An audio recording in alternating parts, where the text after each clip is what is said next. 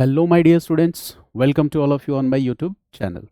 तो ये GS paper 4 UPSC के लिए एथिक्स इंटीग्रिटी एंड एप्टीट्यूड की सीरीज़ है, जिसका ये लेक्चर नंबर 7 है।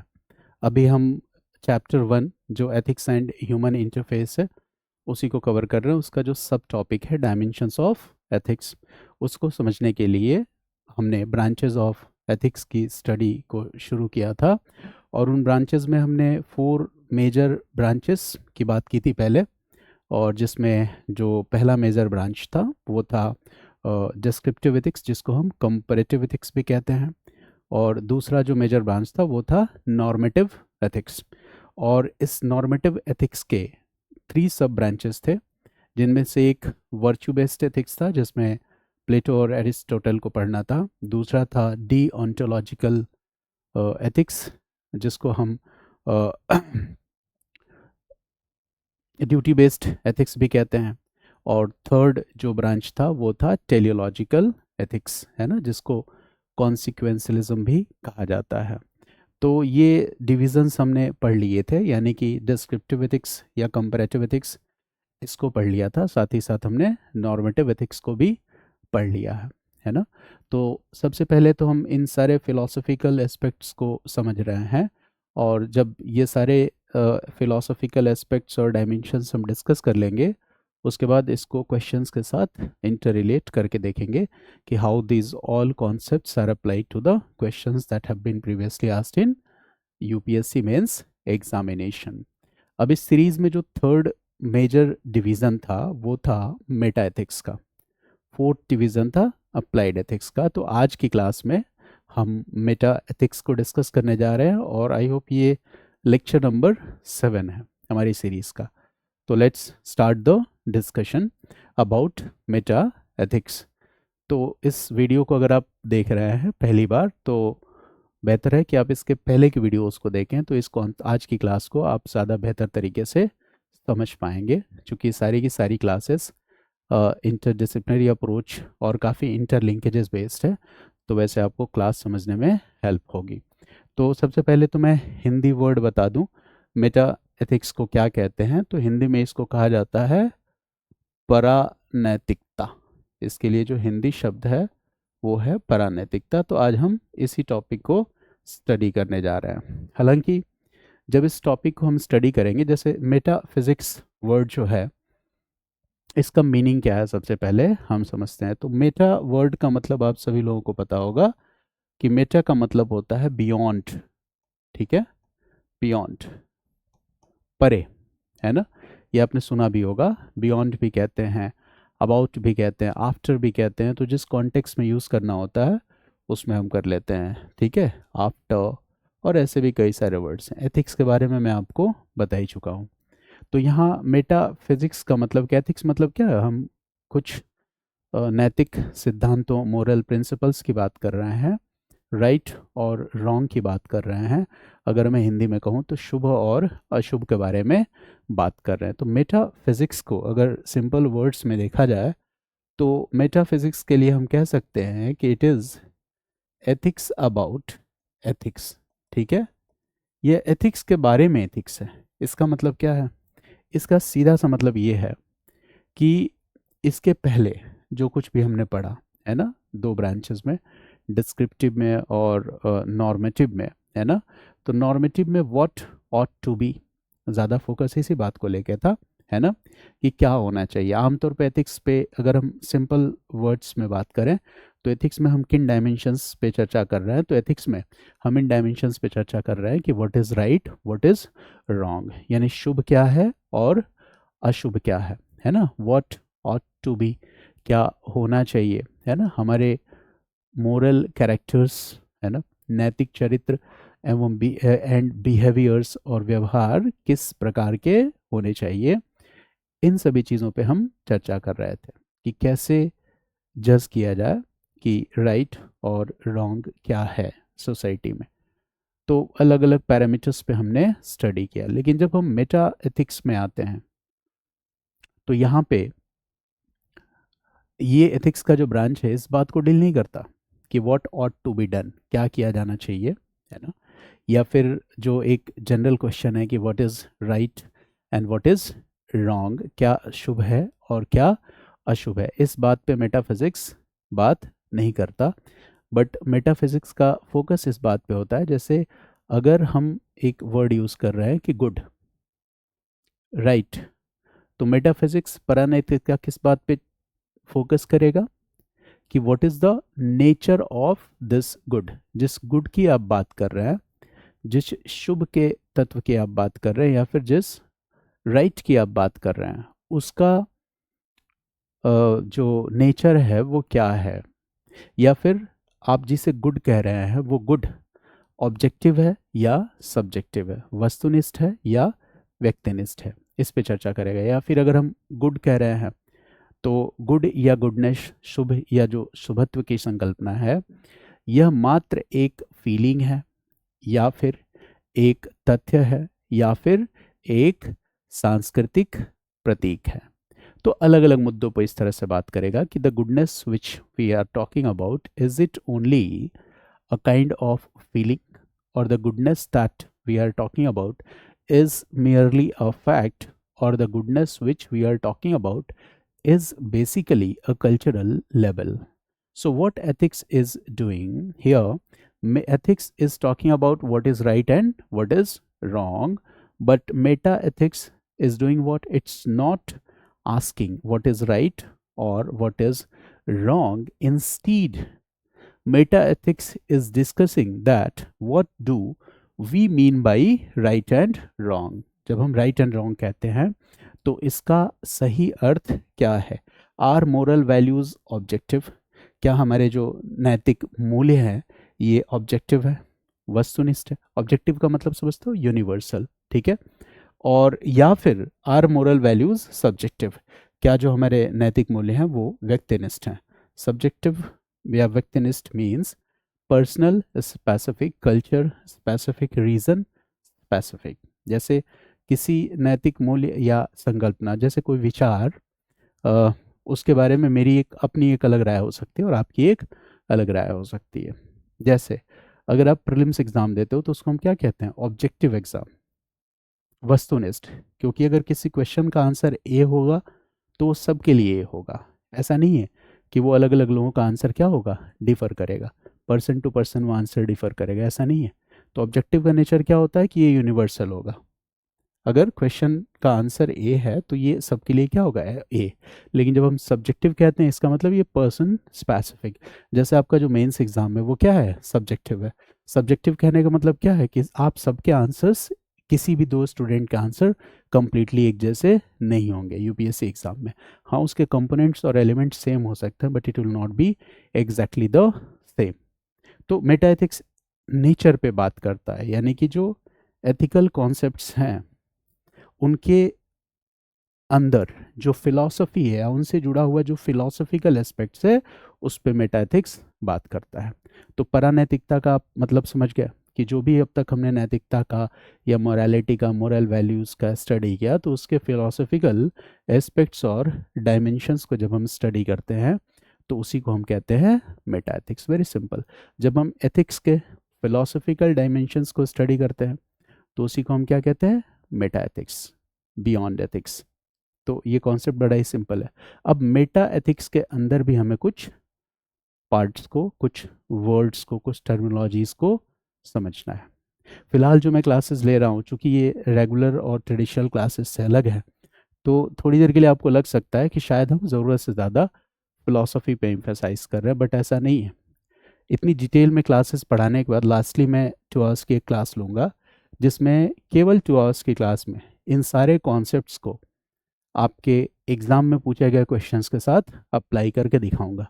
तब आप समझ पाओगे कि बारीकियों को जानने का क्या फ़ायदा है, किसी कॉन्सेप्ट्स के डिटेलिंग को समझने का क्या फ़ायदा होता है। अदरवाइज़ जब भी आप कोई प्रिंटेड बुकलेट्स पढ़ते हो तो ये वर्ड्स कहीं ना कहीं तो हमारी प्रिंटेड बुकलेट में होते ही हैं, बट जब हम उस पर डिस्कस नहीं किए होते हैं, उसके पीछे की फ़िलॉसफी को, उस कॉन्सेप्ट्स को समझे नहीं होते हैं, ऐसी कंडीशन में हमें क्या होता है, रूट लर्निंग का सहारा लेना पड़ता है। तो वो हमारा शौक नहीं होता है, हमारी मजबूरी होती है। इसीलिए ये जो सीरीज़ है एथिक्स, इंटीग्रिटी एंड एप्टीट्यूड की, मैं बार बार कहता हूँ कि ये सीरीज़ उन बिगिनर्स के लिए बहुत ही शानदार है, बेनिफिशियल है, जिन्होंने तैयारी अभी अभी शुरू की है। तो जब आप डिटेल्ड एस्पेक्ट से फेमिलियर होंगे, फिर आपके लिए कोई भी क्लास नोट्स, कोई भी प्रिंटेड बुकलेट या किसी भी टीचर की जो बहुत ही कंप्रेस्ड क्लासेस होती है, उसको आपको रिलेट कर पाना बड़ा ही इजी हो जाएगा और एथिक्स वाले पेपर में आपका कॉन्फिडेंस बूस्ट होगा। तो मेटा एथिक्स के बारे में मैंने क्या बताया कि जब हम एथिक्स के फिलोसफिकल एस्पेक्ट्स को, कोर फिलोसफिकल एस्पेक्ट्स को और डायमेंशंस को स्टडी करते हैं, तो वही क्या है, मेटा एथिक्स। इस मेटा एथिक्स के अंदर हमें इसके 4 थियरीज हैं, उसको भी हमें समझना है। और वो 4 थियरीज कौन कौन सी है मैं यहाँ पे शॉर्ट में बता दूं, क्योंकि जब मैं इस टॉपिक को एलेबोरेट डिस्कस करूँगा तो ये सारे वर्ड्स फ्रिक्वेंटली आने ही आने हैं, चाहे मैं उनको सेपरेटली पढ़ाऊँ या मेटा एथिक्स की डेफिनेशन पढ़ाऊँ, उसके दौरान पढ़ाऊँ, फिर अलग से डील करूँ, ये दोनों मतलब वर्ड तो हमें जानना ही जानना है। जैसे एक इसमें वर्ड है नेचुरलिज्म। नेचुरलिज्म जो दूसरा थियरी है, दूसरा डायमेंशन है, उसको हम कहते हैं नॉन नेचुरलिज्म। दूसरा जो डायमेंशन है इसका वो है नॉन नेचुरलिज्म। थर्ड डायमेंशन जो है वो इसका वो है प्रेस्क्रिप्टिविज्म। प्रेस्क्रिप्टिविज्म, तो जो थर्ड डायमेंशन है मेटा एथिक्स का वो हो गया प्रेस्क्रिप्टिविज्म। और इसमें एक इसकी थियरी और हो सकती है जिसे हम कहते हैं रिलेटिविज्म। तो ये इसके टोटल कितने एस्पेक्ट्स हो गए, 4 एस्पेक्ट्स हो गए। तो जब भी हम इन 4 एस्पेक्ट्स की बात कर रहे होते हैं, अगर हम नेचुरलिज्म की बात करें, नॉन नेचुरलिज्म की बात करें, प्रेस्क्रिप्टिविज्म की बात करें या रिलेटिविज्म की बात करें, तो हम एथिक्स के फिलोसफिकल डायमेंशंस पे ही बात कर रहे होते हैं। जैसा कि मैंने पिछली क्लास में कहा भी था कि हिंदी टर्मिनोलॉजी में बता दिया करूँगा। तो नेचुरलिज्म को, इसको एक्चुअली मोरल नेचुरलिज्म भी कहीं पे लिखा होता है, तो नैतिक प्रकृतिवाद भी कहा जाता है। मोरल नेचुरलिज्म, आपको moral non naturalism, basically moral word यहाँ पे आप ऐड कर सकते हो मोरल, क्योंकि हम एथिक्स की बात कर रहे हैं। तो मोरल नॉन नेचुरलिज्म का मतलब हो गया नैतिक, मोरल मीन्स नैतिक, और नॉन नेचुरलिज्म को हम कह सकते हैं अप्रकृतिवाद। प्राकृतिकवाद भी हम कह सकते हैं, प्राकृतिकवाद कह लो। प्रेस्क्रिप्टिविज्म, प्रेस्क्रिप्टिविज्म जो है ना, इसको प्रेस्क्राइब करना, जैसा पहले मैं आपको बता चुका हूँ। रिलेटिविज्म भी एक तरह से आ ही चुका है जब हम पहला ब्रांच पढ़ रहे थे, जिसको हमने डिस्क्रिप्टिव एथिक्स कहा था, है ना। तो कंपैरेटिव एथिक्स भी कहा था, तो कहीं ना कहीं रिलेटिविज्म वाला एस्पेक्ट वहाँ पे जुड़ा हुआ था। तो इसको सापेक्षतावाद भी कहते हैं, रिलेटिविज्म को। ये क्या हो गया, सापेक्षतावाद। तो हमें इन्हीं डेफिनेशंस को समझना है आज की पूरी क्लास में। तो मुझे लगता है मेटा एथिक्स का तो डेफिनेशन आपको समझ में आ गया ना, कि मेटा एथिक्स क्या है। तो ये फिलोसफिकल स्टडी है किस चीज़ का, of the nature and meaning of ethical concepts, है ना, कि जो हमारे एथिकल कॉन्सेप्ट्स हैं इनके नेचर के बारे में, इसके मीनिंग क्या, एक फिलोसफिकल स्टडी है। Meta ethics is ethics about ethics, ठीक है। तो ये चीज़ें आपको समझ में आई। अब हम थोड़ा और आगे बढ़ते हैं कि मेटा एथिक्स जो है, it does not tell us that what is right और व्हाट इज़ रॉन्ग। ये हमें ये नहीं बताता है कि क्या राइट है और क्या रॉन्ग है। Instead it asks what do we mean when we say something is right और समथिंग इज़ रॉन्ग। यानी मेटा एथिक्स हमसे पूछता है कि जब हम किसी चीज़ को राइट कहते हैं या किसी चीज़ को रॉन्ग कहते हैं, तो इसके पीछे लॉजिक क्या है। What do you mean by right, उस राइट का या उस शुभ का अर्थ क्या है, उस रॉन्ग या उस अशुभ का अर्थ क्या है। मोरालिटी, जब हम मोरालिटी की बात करते हैं, नैतिकता की बात करते हैं, तो आखिर वो नैतिकता है क्या, नैतिकता को डिफाइन करने वाले पैरामीटर्स कौन है, कौन इस नैतिकता को, कौन इस मोरालिटी को तय करता है। क्या मोरल वैल्यूज ऑब्जेक्टिव हैं या मोरल वैल्यूज सब्जेक्टिव है, इन चीज़ों पे डिस्कस करना, ठीक है। मेरी बात समझ गए। जैसे आपने कहा स्टीलिंग इज बैड, चोरी नहीं करना चाहिए, चोरी करना बुरी बात है। कमिटिंग मर्डर इज अ सिन, किसी की हत्या करना पाप है। तो मेटा एथिक्स किस बात पे बात करेगा, जैसे आप कहेंगे स्टीलिंग इज बैड, चोरी करना बुरा है, तो मेटा एथिक्स इस बात पे ध्यान नहीं देगा कि व्हाट इज गुड और what is sorry, meta ethics ये नहीं कहेगा कि what ought to be good और what ought to be bad. Meta ethics इस बात पे चर्चा करेगा कि ये बैड का जो कॉन्सेप्ट है ये कहाँ से आया, क्या ये नेचुरल लॉज में इनहेरेंट था, क्या गॉड ने ये बैड की संकल्पना बनाई, क्या ये बैड की संकल्पना यूनिवर्सल है, क्या ये बैड की संकल्पना, बैड का कॉन्सेप्ट ऑब्जेक्टिव है या सब्जेक्टिव है। इस तरह से ये चर्चा करेगा, इन सारे मूल्यों पे चर्चा करेगा। तो let's discuss the concept now, कि और आगे देखते हैं। तो देखो अब मेटा एथिक्स को समझते हुए कुछ चीज़ें मैं आपको बताऊं कि 2-3 डायमेंशंस मैंने यहाँ पे बताया कि व्हाट इज़ मोरालिटी, नैतिकता क्या है, और जो मोरल वैल्यूज़ हैं ये ऑब्जेक्टिव हैं कि सब्जेक्टिव है।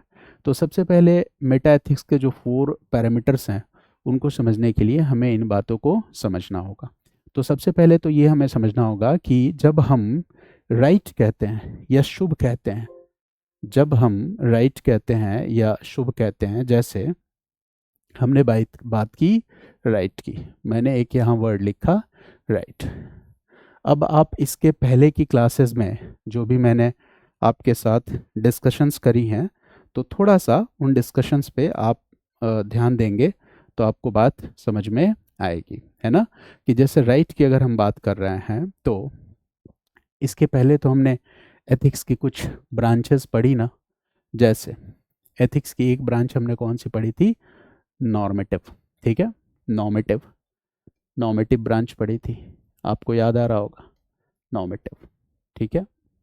तो राइट के बारे में जो एथिक्स का नॉर्मेटिव ब्रांच है वो क्या कहता है, वो ये कहता है कि जब हम राइट की बात करते हैं तो ये राइट क्या है, इसका मतलब है राइट ऐसे एक्शंस को डिस्क्राइब करता है, ठीक है, ऐसे इंटेंशंस को डिस्क्राइब करता है, ऐसे एक्शंस को डिस्क्राइब करता है, ऐसे इंटेंशंस को डिस्क्राइब करता है, ऐसे डिसीजंस को डिस्क्राइब करता है, एक्शंस, इंटेंशंस या डिसीजंस को डिस्क्राइब करता है जो इन sync with the moral standards, in sync with the moral standards of the society, in sync with the moral standards of society, जो समाज के जो मोरल स्टैंडर्ड्स हैं, नैतिक मापदंड हैं, अगर उसके अकॉर्डिंग, उसके अनुसार हम काम कर रहे हैं,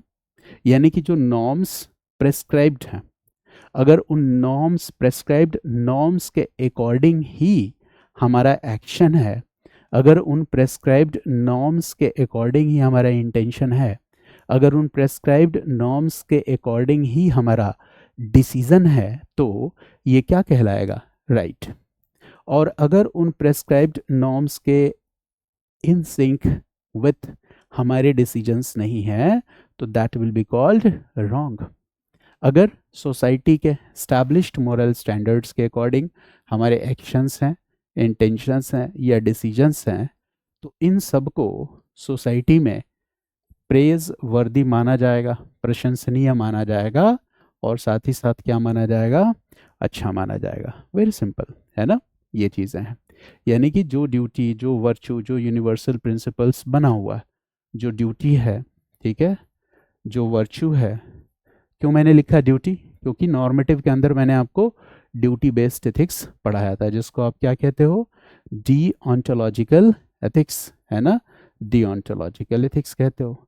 वर्चू बेस्ड एथिक्स पढ़ाया था जिसमें मैंने करेज की बात की थी, डिलीजेंस की बात की थी, याद आ रहा होगा आपको। तो अगर इसके अकॉर्डिंग हमारा बिहेवियर है तो ये प्रेजवर्दी है, और क्या है, ये गुड है। जैसे आप थोड़ी देर के लिए डिओंटोलॉजिकल में जो मैंने कांटियन एथिक्स की बात आपसे की थी, डिओंटोलॉजिकल में कांटियन एथिक्स की मैंने बात की थी, कांट की जो नैतिक संकल्पना है, तो कांट की नैतिक संकल्पना क्या है, ड्यूटी बेस्ड है, कर्तव्य आधारित है या कर्तव्य सापेक्ष है। मैंने बताया था कि कांट क्या कहेगा, है ना, कांट ये कहेगा कि देखो सोसाइटी के द्वारा एस्टैब्लिश्ड मोरल स्टैंडर्ड्स जो हैं, ठीक है, वो यूनिवर्सल हैं, और वो यूनिवर्सल मोरल स्टैंडर्ड्स क्या कहते हैं, जैसे एक नॉर्म है और एक प्रिस्क्रिप्शन है, और वो नॉर्म और प्रिस्क्रिप्शन क्या है, अगर हम एक एग्जांपल लें तो वो जैसे एक मैक्सिम है और वो मैक्सिम क्या है, telling the truth is always right. वो मैक्सिम क्या है, telling the truth is always right, यानी कि सच बोलना, सत्य बोलना हमेशा क्या है, ये क्या है, सही है या शुभ है। Telling the truth is always right, हमेशा सही है, हमें हमेशा सच बोलना चाहिए। ये यूनिवर्सल भी है ना, थियरी ऑफ यूनिवर्सैलिटी और थियरी ऑफ रेसिप्रोसिटी भी मैंने बताया था आपको कांटियन एथिक्स में। तो telling the truth is always right, सच बोलना हमेशा क्या है, राइट है ना। Even if whatever is the consequence, परिणाम चाहे कुछ भी हो, है ना, तो आपको परिणाम को ध्यान में नहीं रख के, किस चीज़ को ध्यान में रख के अपनी ड्यूटी को परफॉर्म करना है। तो वेरी सिंपल, आपको इन नॉर्म्स को, एक्शंस को, डिसीजंस को जो यूनिवर्सल यानी आपको उस मैक्सिम के अकॉर्डिंग बिहेव करना है जिस पे क्या हो, थियरी ऑफ यूनिवर्सलिटी को अप्लाई किया जा सके, है ना। यानी कि telling the truth is always right, अगर हम इसको थियरी ऑफ यूनिवर्सलिटी को अप्लाई करते हैं तो ये हर जगह के लिए क्या है, यूनिवर्सल है, हर टाइम में क्या है, यूनिवर्सल है, हर रीजन में क्या है, यूनिवर्सल है। थियरी ऑफ रेसिप्रोसिटी को हम अप्लाई करते हैं तो ये बात आती है कि telling the truth is right, तो without caring for the consequences हमें क्या करना चाहिए, सच बोलना चाहिए, है ना। यानी कि an action is said to be right, हमारे किसी भी कर्म को सही या शुभ कर्म कहा जाएगा if it conforms to a moral rule और ड्यूटी, अगर ये इन सिंक विथ है, साम्यता में है किसी नैतिक नियम या कर्तव्य के, तो हमें बिना परिणाम की परवाह किए हुए क्या करना चाहिए, वो निर्णय लेना चाहिए। वही नॉर्मेटिव में एक जो दूसरा ब्रांच था, वो दूसरा ब्रांच कौन सा था, कॉन्सिक्वेंशलिज्म का था, है ना, टेलियोलॉजिकल जिसको मैंने कहा था, जिसको हमने परिणामवाद भी कहा था, है ना। तो अगर हम टेलियोलॉजिकल व्यूज को यहाँ पे अप्लाई करें, यानी इसी कॉन्सेप्ट पे अगर हम एक और जो डायमेंशन था टेलियोलॉजिकल, अगर हम इस टेलियोलॉजिकल को अप्लाई कर दें, टेलियोलॉजिकल, तो टेलियोलॉजिकल क्या होता है, इसी को तो हम कॉन्सिक्वेंशलिज्म कहते हैं, परिणामवाद कहते हैं। तो अगर हम टेलियोलॉजिकल को अप्लाई कर दें, जैसे अगर हम इसमें टेलियोलॉजिकल में जो सबसे महत्वपूर्ण थियरी, सबसे इम्पॉर्टेंट थियरी है वो कौन सी है, यूटिलिटेरियनिज्म है, उपयोगितावाद है। तो अगर हम यूटिलिटेरियनिज्म की थियरी को अप्लाई करें तो यूटिलिटेरियनिज्म की थियरी क्या कहेगी, ये कहेगी कि any action is said to be right, है ना, किसी भी नैतिक कर्म को सही कर्म कहा जाएगा या किसी भी कर्म को नैतिक कर्म कहा जाएगा, it will be said to right if it ensures greatest benefit to the greatest number, जिससे अधिकतम लोगों का अधिकतम कल्याण हो। तो आपको किस चीज़ को ध्यान में इसमें रखना है, इसमें कॉन्सिक्वेंस को ध्यान में रखना है, ठीक है। तो यहाँ पर हम क्या कर रहे हैं कि कॉन्सिक्वेंसेस को ध्यान में रख के राइट क्या है, रॉन्ग क्या है, इस बात को हम तय कर रहे हैं। जैसे मान लो कि अगर मैं अपनी पूरी प्रॉपर्टी दान कर दूं, डोनेट कर दूं एक हॉस्पिटल बनाने के लिए, तो this action will be said to be right और रॉन्ग। इस कर्म को शुभ या अशुभ आप किस श्रेणी में रखेंगे, in which category you are going to place my action. So obviously the action will be good, इस कर्म को हम क्या कहेंगे, गुड कहेंगे, it will be morally right, नैतिक रूप से सही कर्म, because my action will improve hundreds and thousands of lives of hundreds and thousands of people in the future। मैंने जो एक्शन लिया या मैंने जो डिसीजन लिया, जब मैं इसके कॉन्सिक्वेंसेस को देखता हूँ, परिणाम को देखता हूँ, तो इसका कॉन्सिक्वेंस क्या है, इसका परिणाम क्या है कि आने वाले समय में मेरे निर्णय से हजारों लाखों लोगों के जीवन दशा में क्या हो जाएगा, इम्प्रूवमेंट हो जाएगा, सुधार हो जाएगा, ठीक है। अच्छा, इसी तरह से एक और ब्रांच हमने देखा था, मैंने कहा ना कि मेटा एथिक्स में हमें फिलोसफिकल एस्पेक्ट्स को डिस्कस करना है, तो राइट या रॉन्ग हम कैसे निर्धारित करते हैं, कैसे डिटरमाइन करते हैं, यही हमें मेटा एथिक्स में डिस्कस करना है। जैसे एक और कैटेगरी हमने पढ़ी थी जिसका नाम दिया था हमने वर्च्यू बेस्ड एथिक्स, आपको याद आया होगा, वर्च्यू बेस्ड एथिक्स की भी मैंने बात की थी, है ना। एक कैटेगरी था वर्च्यू बेस्ड एथिक्स, ठीक है।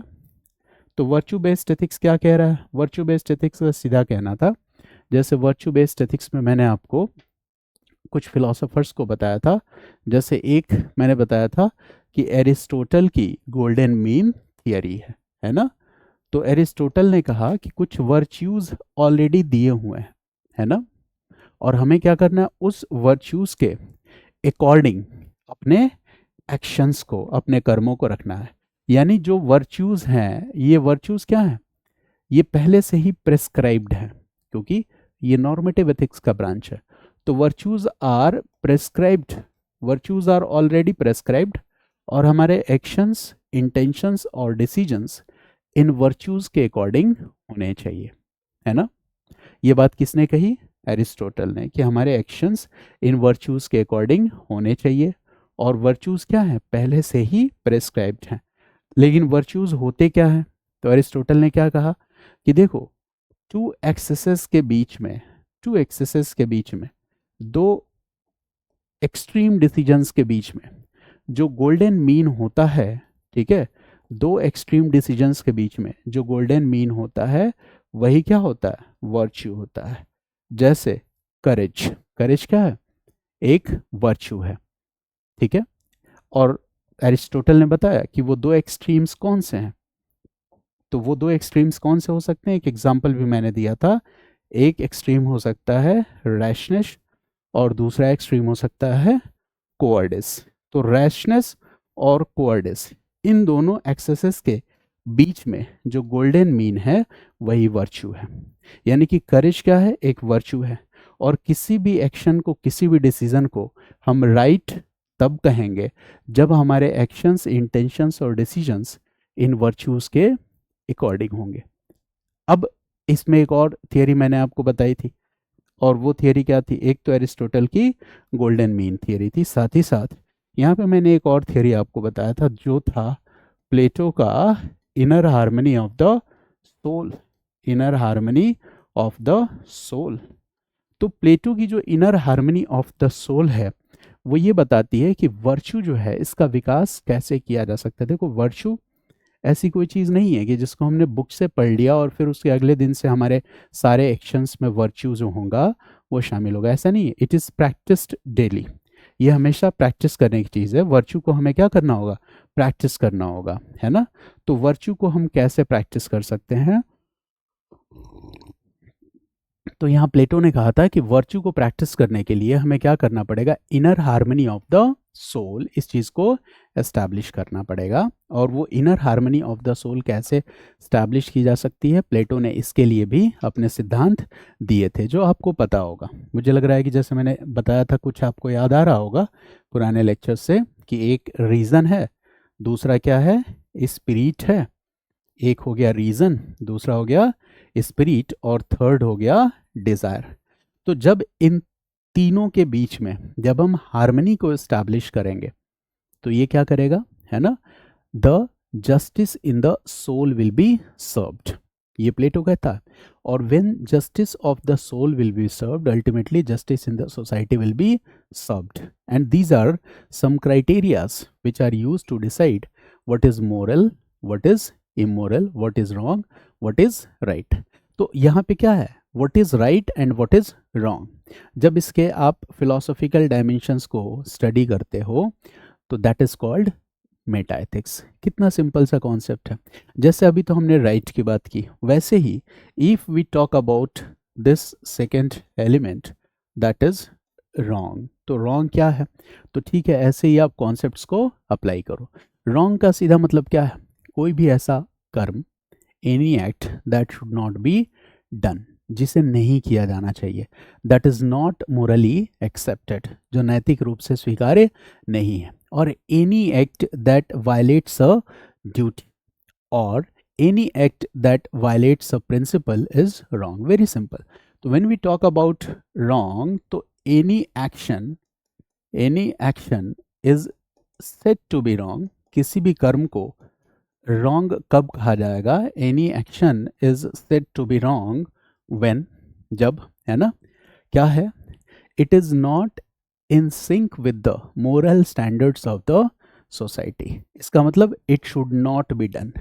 क्यों नहीं किया जाना चाहिए, it should not be done, ये क्यों नहीं किया जाना चाहिए? बिकॉज, है ना, it is not in the sync with the, it is not in the sync with the moral standards of the society, moral standards of the society, यानी society के जो मोरल स्टैंडर्ड्स हैं, अगर उनके उनके साथ ये तारतम्यता नहीं रखता, इन सिंक विथ नहीं है, तो वैसी कंडीशन में ये नहीं किया जाना चाहिए।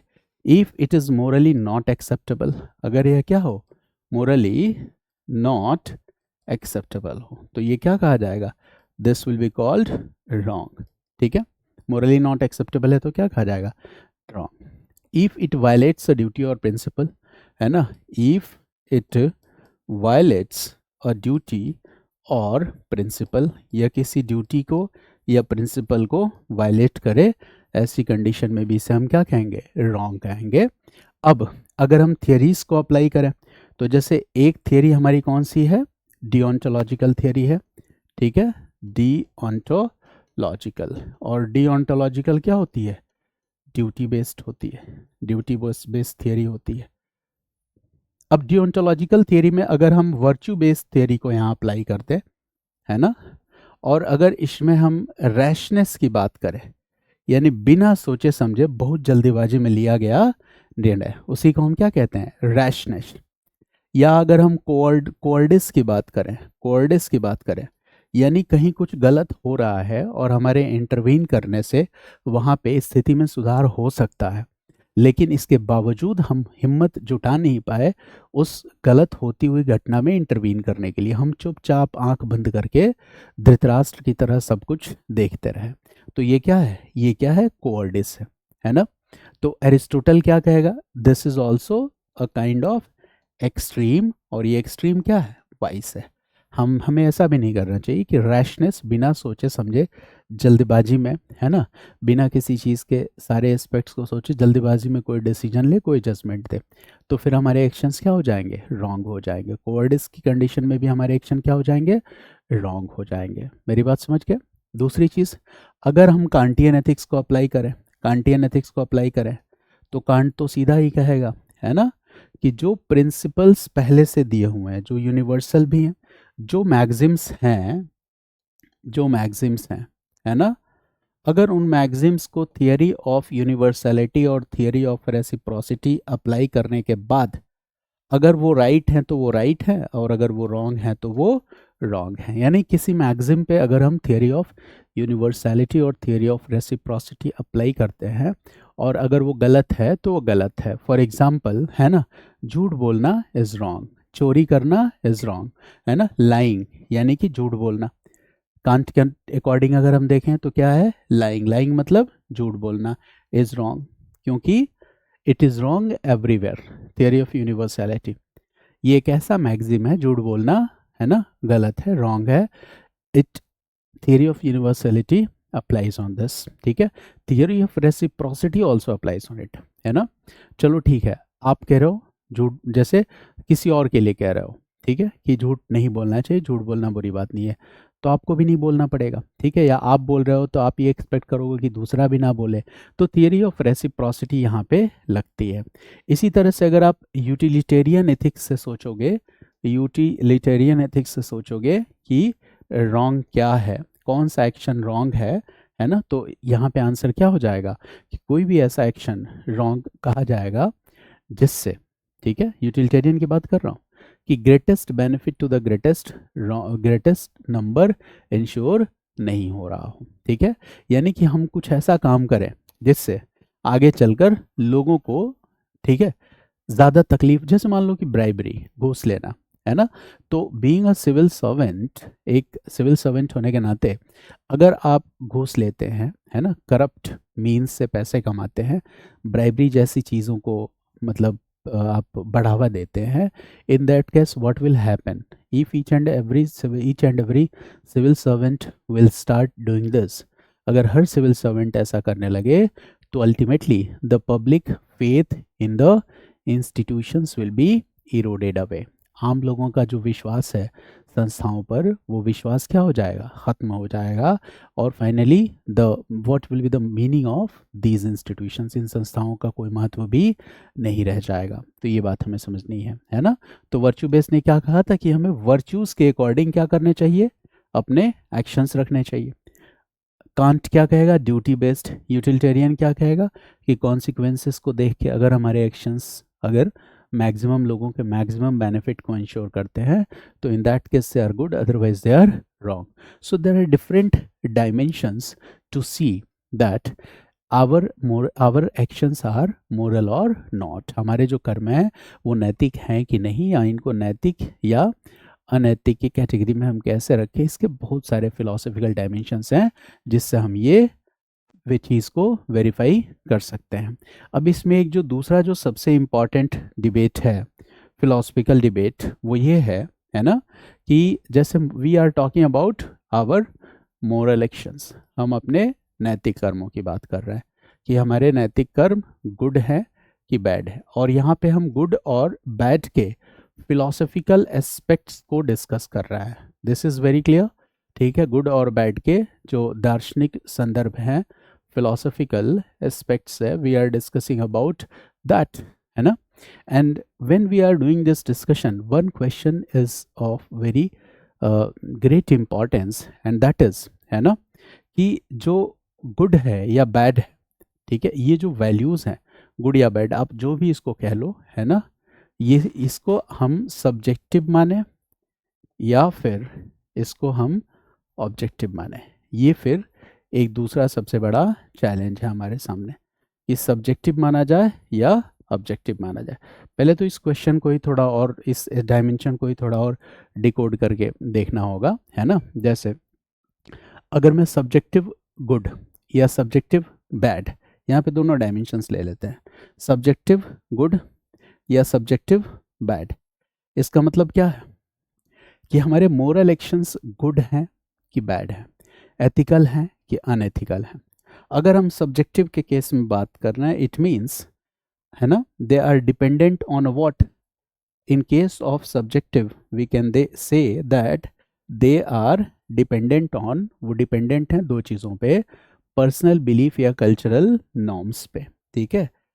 Personal beliefs, they are dependent on what, they are dependent on personal beliefs and cultural norms, ठीक है। यानी कि व्यक्तिगत विश्वास और साथ ही साथ जो सांस्कृतिक मापदंड हैं, इसको आधार बना के हम अपने किए गए कार्य को, अपने मोरल एक्शंस को गुड और बैड की कैटेगरी में रख सकते हैं, ठीक है ना।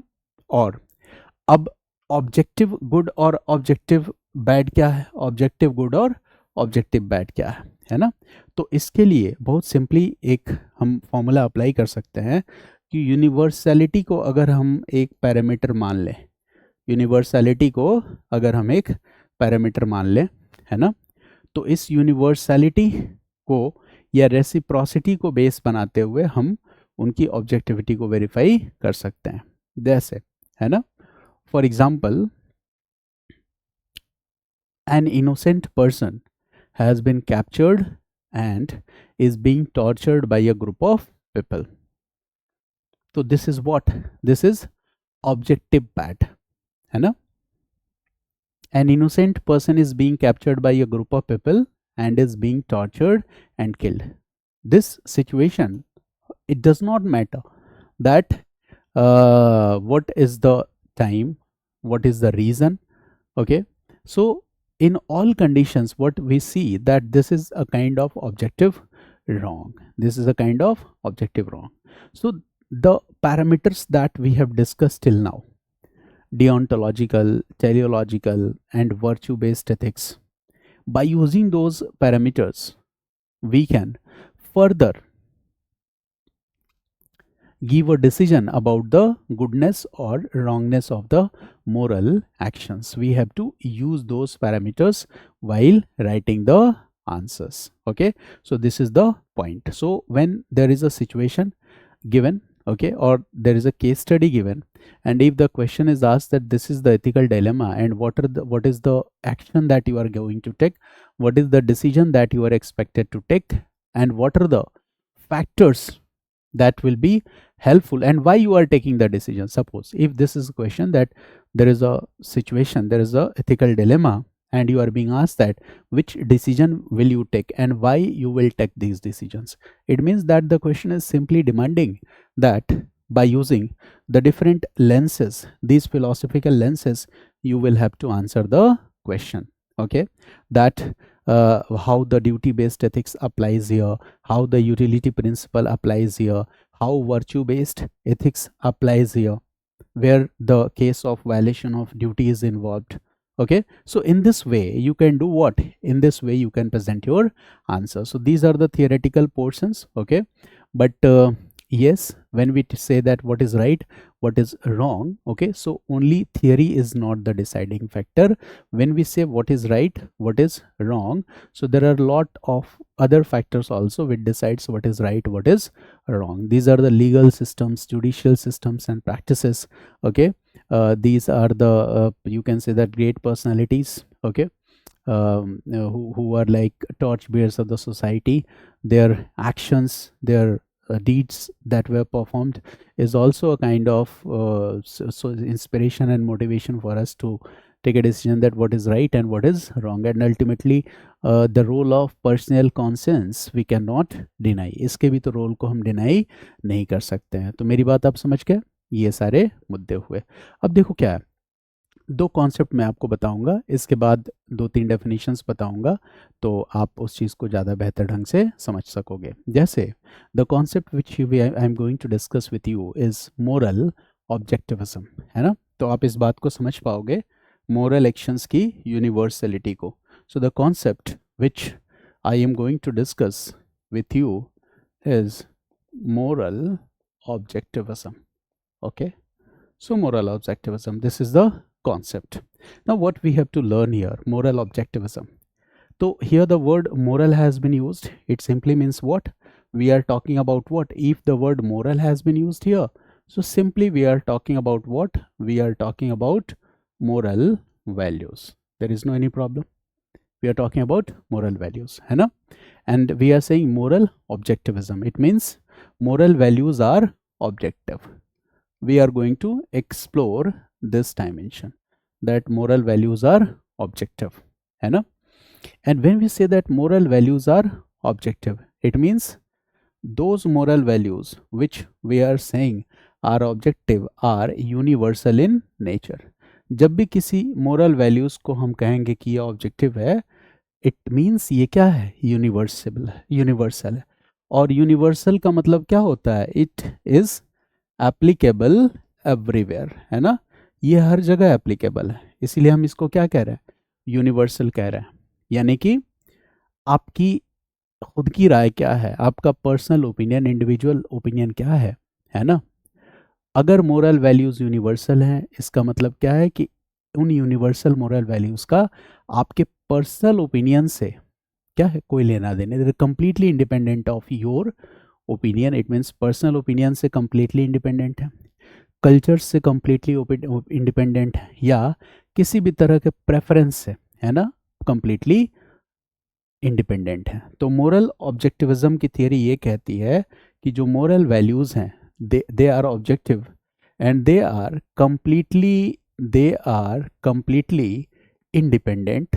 ये पूरी तरह से स्वतंत्र है. They are completely independent from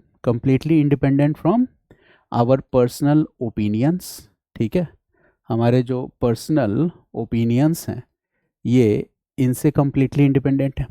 they are completely independent from our cultures. ये हमारी कल्चर्स से भी क्या है, कंप्लीटली इंडिपेंडेंट है. It means they are not relative, they are absolute. ये आइडिया क्या कह रहा है कि they are not relative but they are absolute in nature. ठीक है, साथ ही साथ जो हमारे अदर प्रेफरेंसेस हैं, other preferences, many preferences are also guided by okay the scientific laws, है ना. तो ये उन सब से क्या है, इंडिपेंडेंट है. जैसे अब मोरल ऑब्जेक्टिविज्म में जो व्यूज़ हैं वो कौन कौन से हैं. जैसे मोरल ऑब्जेक्टिविज्म में एक व्यू हो गया जिसको हम कहते हैं, this is called natural law, natural law, natural law, natural law. And what does it mean? In moral objectivism, when you say the theory of natural law, the theory of natural law, what does it mean? So theory of natural law simply means it says that है ना कि moral laws are a part of natural order and it can be discovered. इसलिए क्या कहा गया कि moral laws are the natural laws. ये क्या कह रहा है कि moral laws are the part of the nature and they can be discovered. Moral laws are part of nature and they can be discovered upon. And they can be discovered upon. ठीक है ना, यानी moral laws nature में पहले से ही है और हम क्या करते हैं, उसको डिस्कवर करते हैं. जैसे अगर आप इसको ऐसे समझना चाहो कि जैसे मान लो कि Newton gave gravitational theory, law of gravitation. ठीक है, तो क्या ग्रेविटेशन, जब न्यूटन ने ये थियरी दिया, क्या उसके पहले से ग्रेविटेशन नहीं था? ग्रेविटेशन था. न्यूटन ने जब ये सिद्धांत दिया लॉ ऑफ ग्रेविटेशन, ग्रेविटेशन तो उसके पहले से एग्जिस्ट कर रहा है, ग्रेविटी उसके पहले से एग्जिस्ट कर रही है. यानी जो ग्रेविटी है वो क्या है, part of the nature. But उसको हमने क्या किया, रीजन से डिस्कवर किया. न्यूटन ने क्या किया, रीजन से डिस्कवर किया. मेरी बात समझ गया ना? It was already part of the natural order but it was discovered, है ना. And that is why it is applied everywhere. Newton का जो लॉ ऑफ ग्रेविटेशन है ये हर जगह अप्लाई होता है. मेरी बात समझ गया? तो इस तरह से एक थियरी ऑफ नेचुरल लॉ भी दी जाती है और कहा जाता है कि जो मोरल लॉज हैं, है ना, वो हर जगह एक जैसे हैं. They are, if the moral laws are good, they are good everywhere. It is not dependent on our cultural norms and practices. अगर moral laws are bad, so they are bad everywhere. It is not dependent on our cultural norms or practices. That's Newton's theory of gravitation, law of gravitation. It is applicable everywhere. It does not dependent on our cultural norms. In the same way, moral values are also independent of these things. They were already part of nature, but it is discovered by we human beings, you know, when we apply reason, then we discovered this moral laws from the nature, and that is called natural law of theory. तो ये विचार किसने दिया था? Thomas एक्विनस ने दिया था. This idea was given by Thomas Aquinas. मैंने जब आपको थॉमस एक्विनस याद करो, मैंने when I discussed with you virtue based ethics, है ना, जब मैं आपको बता रहा था, then I told that 3 philosophers are there, 2 are more important, there is one more. तो मैंने I told about Plato, I told about Aristotle, I told about Thomas Aquinas, है ना. तो प्लेटो का तो समझ चुके हो, inner harmony of the soul. Aristotle का समझ चुके हो, गोल्डन मीन थियरी. और ये वही वर्च्यू बेस्ड एथिक्स में से 3rd फिलोसोफर है थॉमस एक्विनस. तो थॉमस एक्विनस यही थियरी देता है, थियरी ऑफ नेचुरल लॉ. ठीक है, तो ये बात आप समझ गए. कांट का जो एथिक्स था वो आपको समझ में आ गया, कांटियन एथिक्स. ठीक है, कांटियन एथिक्स में भी यहाँ पे देखो मोरल ऑब्जेक्टिविज्म हमें कांटियन एथिक्स में भी दिखता है. This moral objectivism we can also see in Kantian ethics. How can you say that in Kantian ethics you can see moral objectivism? The answer is very clear.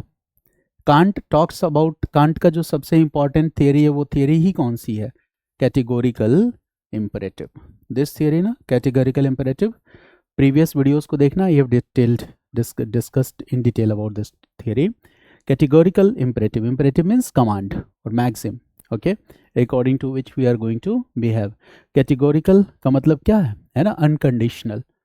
तो इसका मतलब क्या है कि जो मोरल लॉज हैं वो अनकंडीशनल. गुड है तो unconditional, they are applicable everywhere. इसी कैटेगोरिकल इंपेरेटिव के 2 डायमेंशंस थे, theory of universality and theory of reciprocity. तो एक तरह से अगर कांट कैटेगोरिकल इंपेरेटिव की बात कर रहा है, it means he is also talking about and he is also talking about moral objectivism. Can't भी तो कांटियन एथिक्स में मोरल ऑब्जेक्टिविज्म की बात कर रहा है. एंड दैट्स वाई कांट क्या कहता है कि यूनिवर्सलिटी क्या है ना, act according to that maxim, है ना, विच यू कैन और will to become universal law. ठीक है, आपको उस मैक्सिम के अकॉर्डिंग काम करना है जिसको यूनिवर्सली अप्लाई किया जा सके, जिसको अगर हम यूनिवर्सल अप्लाई करें तो इस सोसाइटी में ऑर्डर, पीस, स्टेबिलिटी, ये सारी चीज़ें आए। ऐसा नहीं कि जिसको हम यूनिवर्सली अप्लाई करें तो कैओस की कंडीशन पैदा हो जाए। तो that is called moral objectivism. I hope the concept is clear. अच्छा, in the same part moral objectivism we also get another term that is moral realism. So let's discuss what is moral realism. Moral objectivism से ही जोड़ के एक और concept को हम देखते हैं, that what is moral realism. ठीक है, तो moral facts, again here we are talking about moral facts and statements. When we say moral, it means we are talking about what? Moral facts and statements. And the second word which we are using here is what? Realism. And what does realism means what? Okay, when we say moral realism, इसका मतलब क्या है? Realism. इसका मतलब moral means what? We are talking about moral facts or statements. And realism means what? We are saying that moral facts or statements are real. जो moral facts और statements हैं वो real है. They are real, like for example, we have read the statements of science, math, they are real or not? Yes, science और math, जैसे physics ले लो, ठीक है, what we see that the statements are real, they are applicable everywhere. जैसे physics में हम Newton's law of gravitation को ही ले लें, तो क्या इसमें ऑब्जेक्टिविज्म है कि नहीं है? Newton's law of gravitation is applicable everywhere.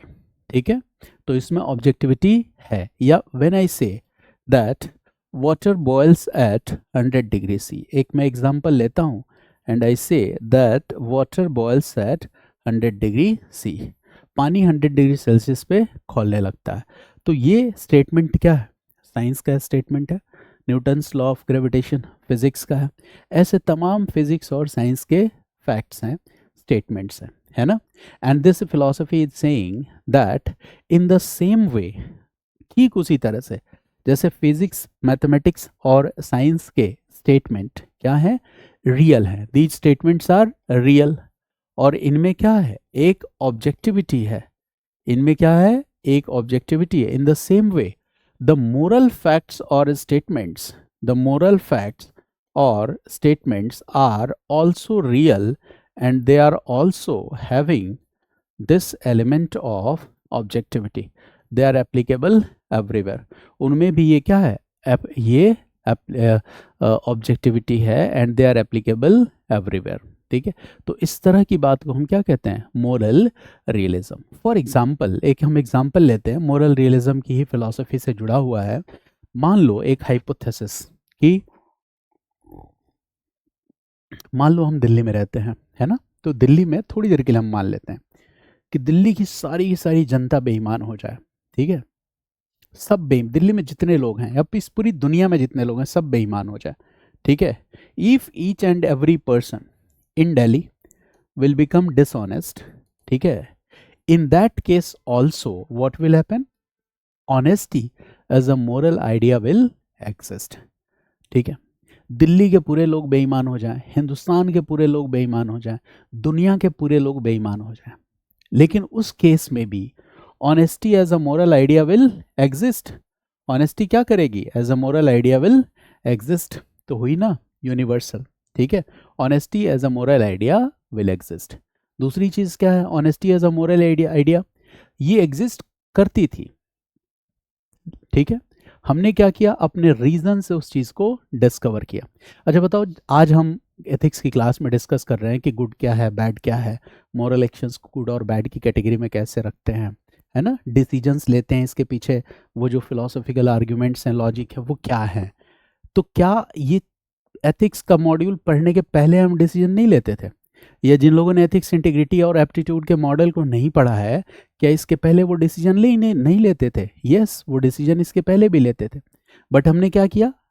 जैसे एथिक्स भी तो कभी एज अ सब्जेक्ट इंट्रोड्यूस हुआ होगा ना, ऐसा तो है नहीं कि ये मतलब जैसे कुरान और गीता, है ना, की बात की जाती है कि किताबें पैगंबर ने लिखी या गॉड द्वारा वो हैं, वैसे तो नहीं है ना, किसी ने तो सब्जेक्ट डिज़ाइन किया होगा ना। तो इस सब्जेक्ट को डिज़ाइन करने के पहले क्या हम जिन मोरल वैल्यूज़ की बात कर रहे हैं क्या वो एग्जिस्ट नहीं कर रही थी? हाँ, वो एग्जिस्ट कर रही थी। हमने क्या किया, उसको डिस्कवर किया। जैसे न्यूटन ने लॉ ऑफ ग्रेविटेशन को क्या किया, डिस्कवर किया। In the same way we have discovered these moral laws. ठीक है, इसीलिए क्या है, उनमें ऑब्जेक्टिविटी है, यानी मोरल फैक्ट्स एग्जिस्ट करते हैं, है ना। लोग क्या सोचते हैं इससे कोई फर्क नहीं पड़ता। दुनिया के सारे लोग बेईमान हो जाए फिर भी ईमानदारी, honesty as a moral value will be there, है ना। तो मोरल फैक्ट्स एग्जिस्ट, ये चीज़ है। दूसरी चीज, moral statements can be true और फॉल्स। ठीक है, साइंटिफिक क्लेम्स के साथ भी ऐसा होता है।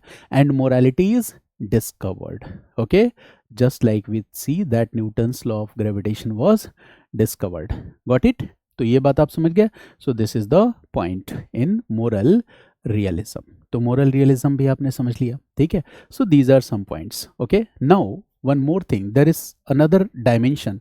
तो I hope that you have got this point, ठीक है, because these words will frequently come across while discussing the module. तो we have discussed about moral objectivism. तो now if someone uses this word moral objectivism, तो आप at least उसका मतलब तो समझ पाओगे कि मोरल ऑब्जेक्टिविज्म की बात कर रहा है तो उसमें किन वैल्यूज की ये बात कर रहा है। Suppose we talk about moral subjectivism. अब मान लो कि हम मोरल ऑब्जेक्टिविज्म की जगह एक नए थीम को डिस्कस करें, and that is moral subjectivism. Moral subjectivism, ठीक है।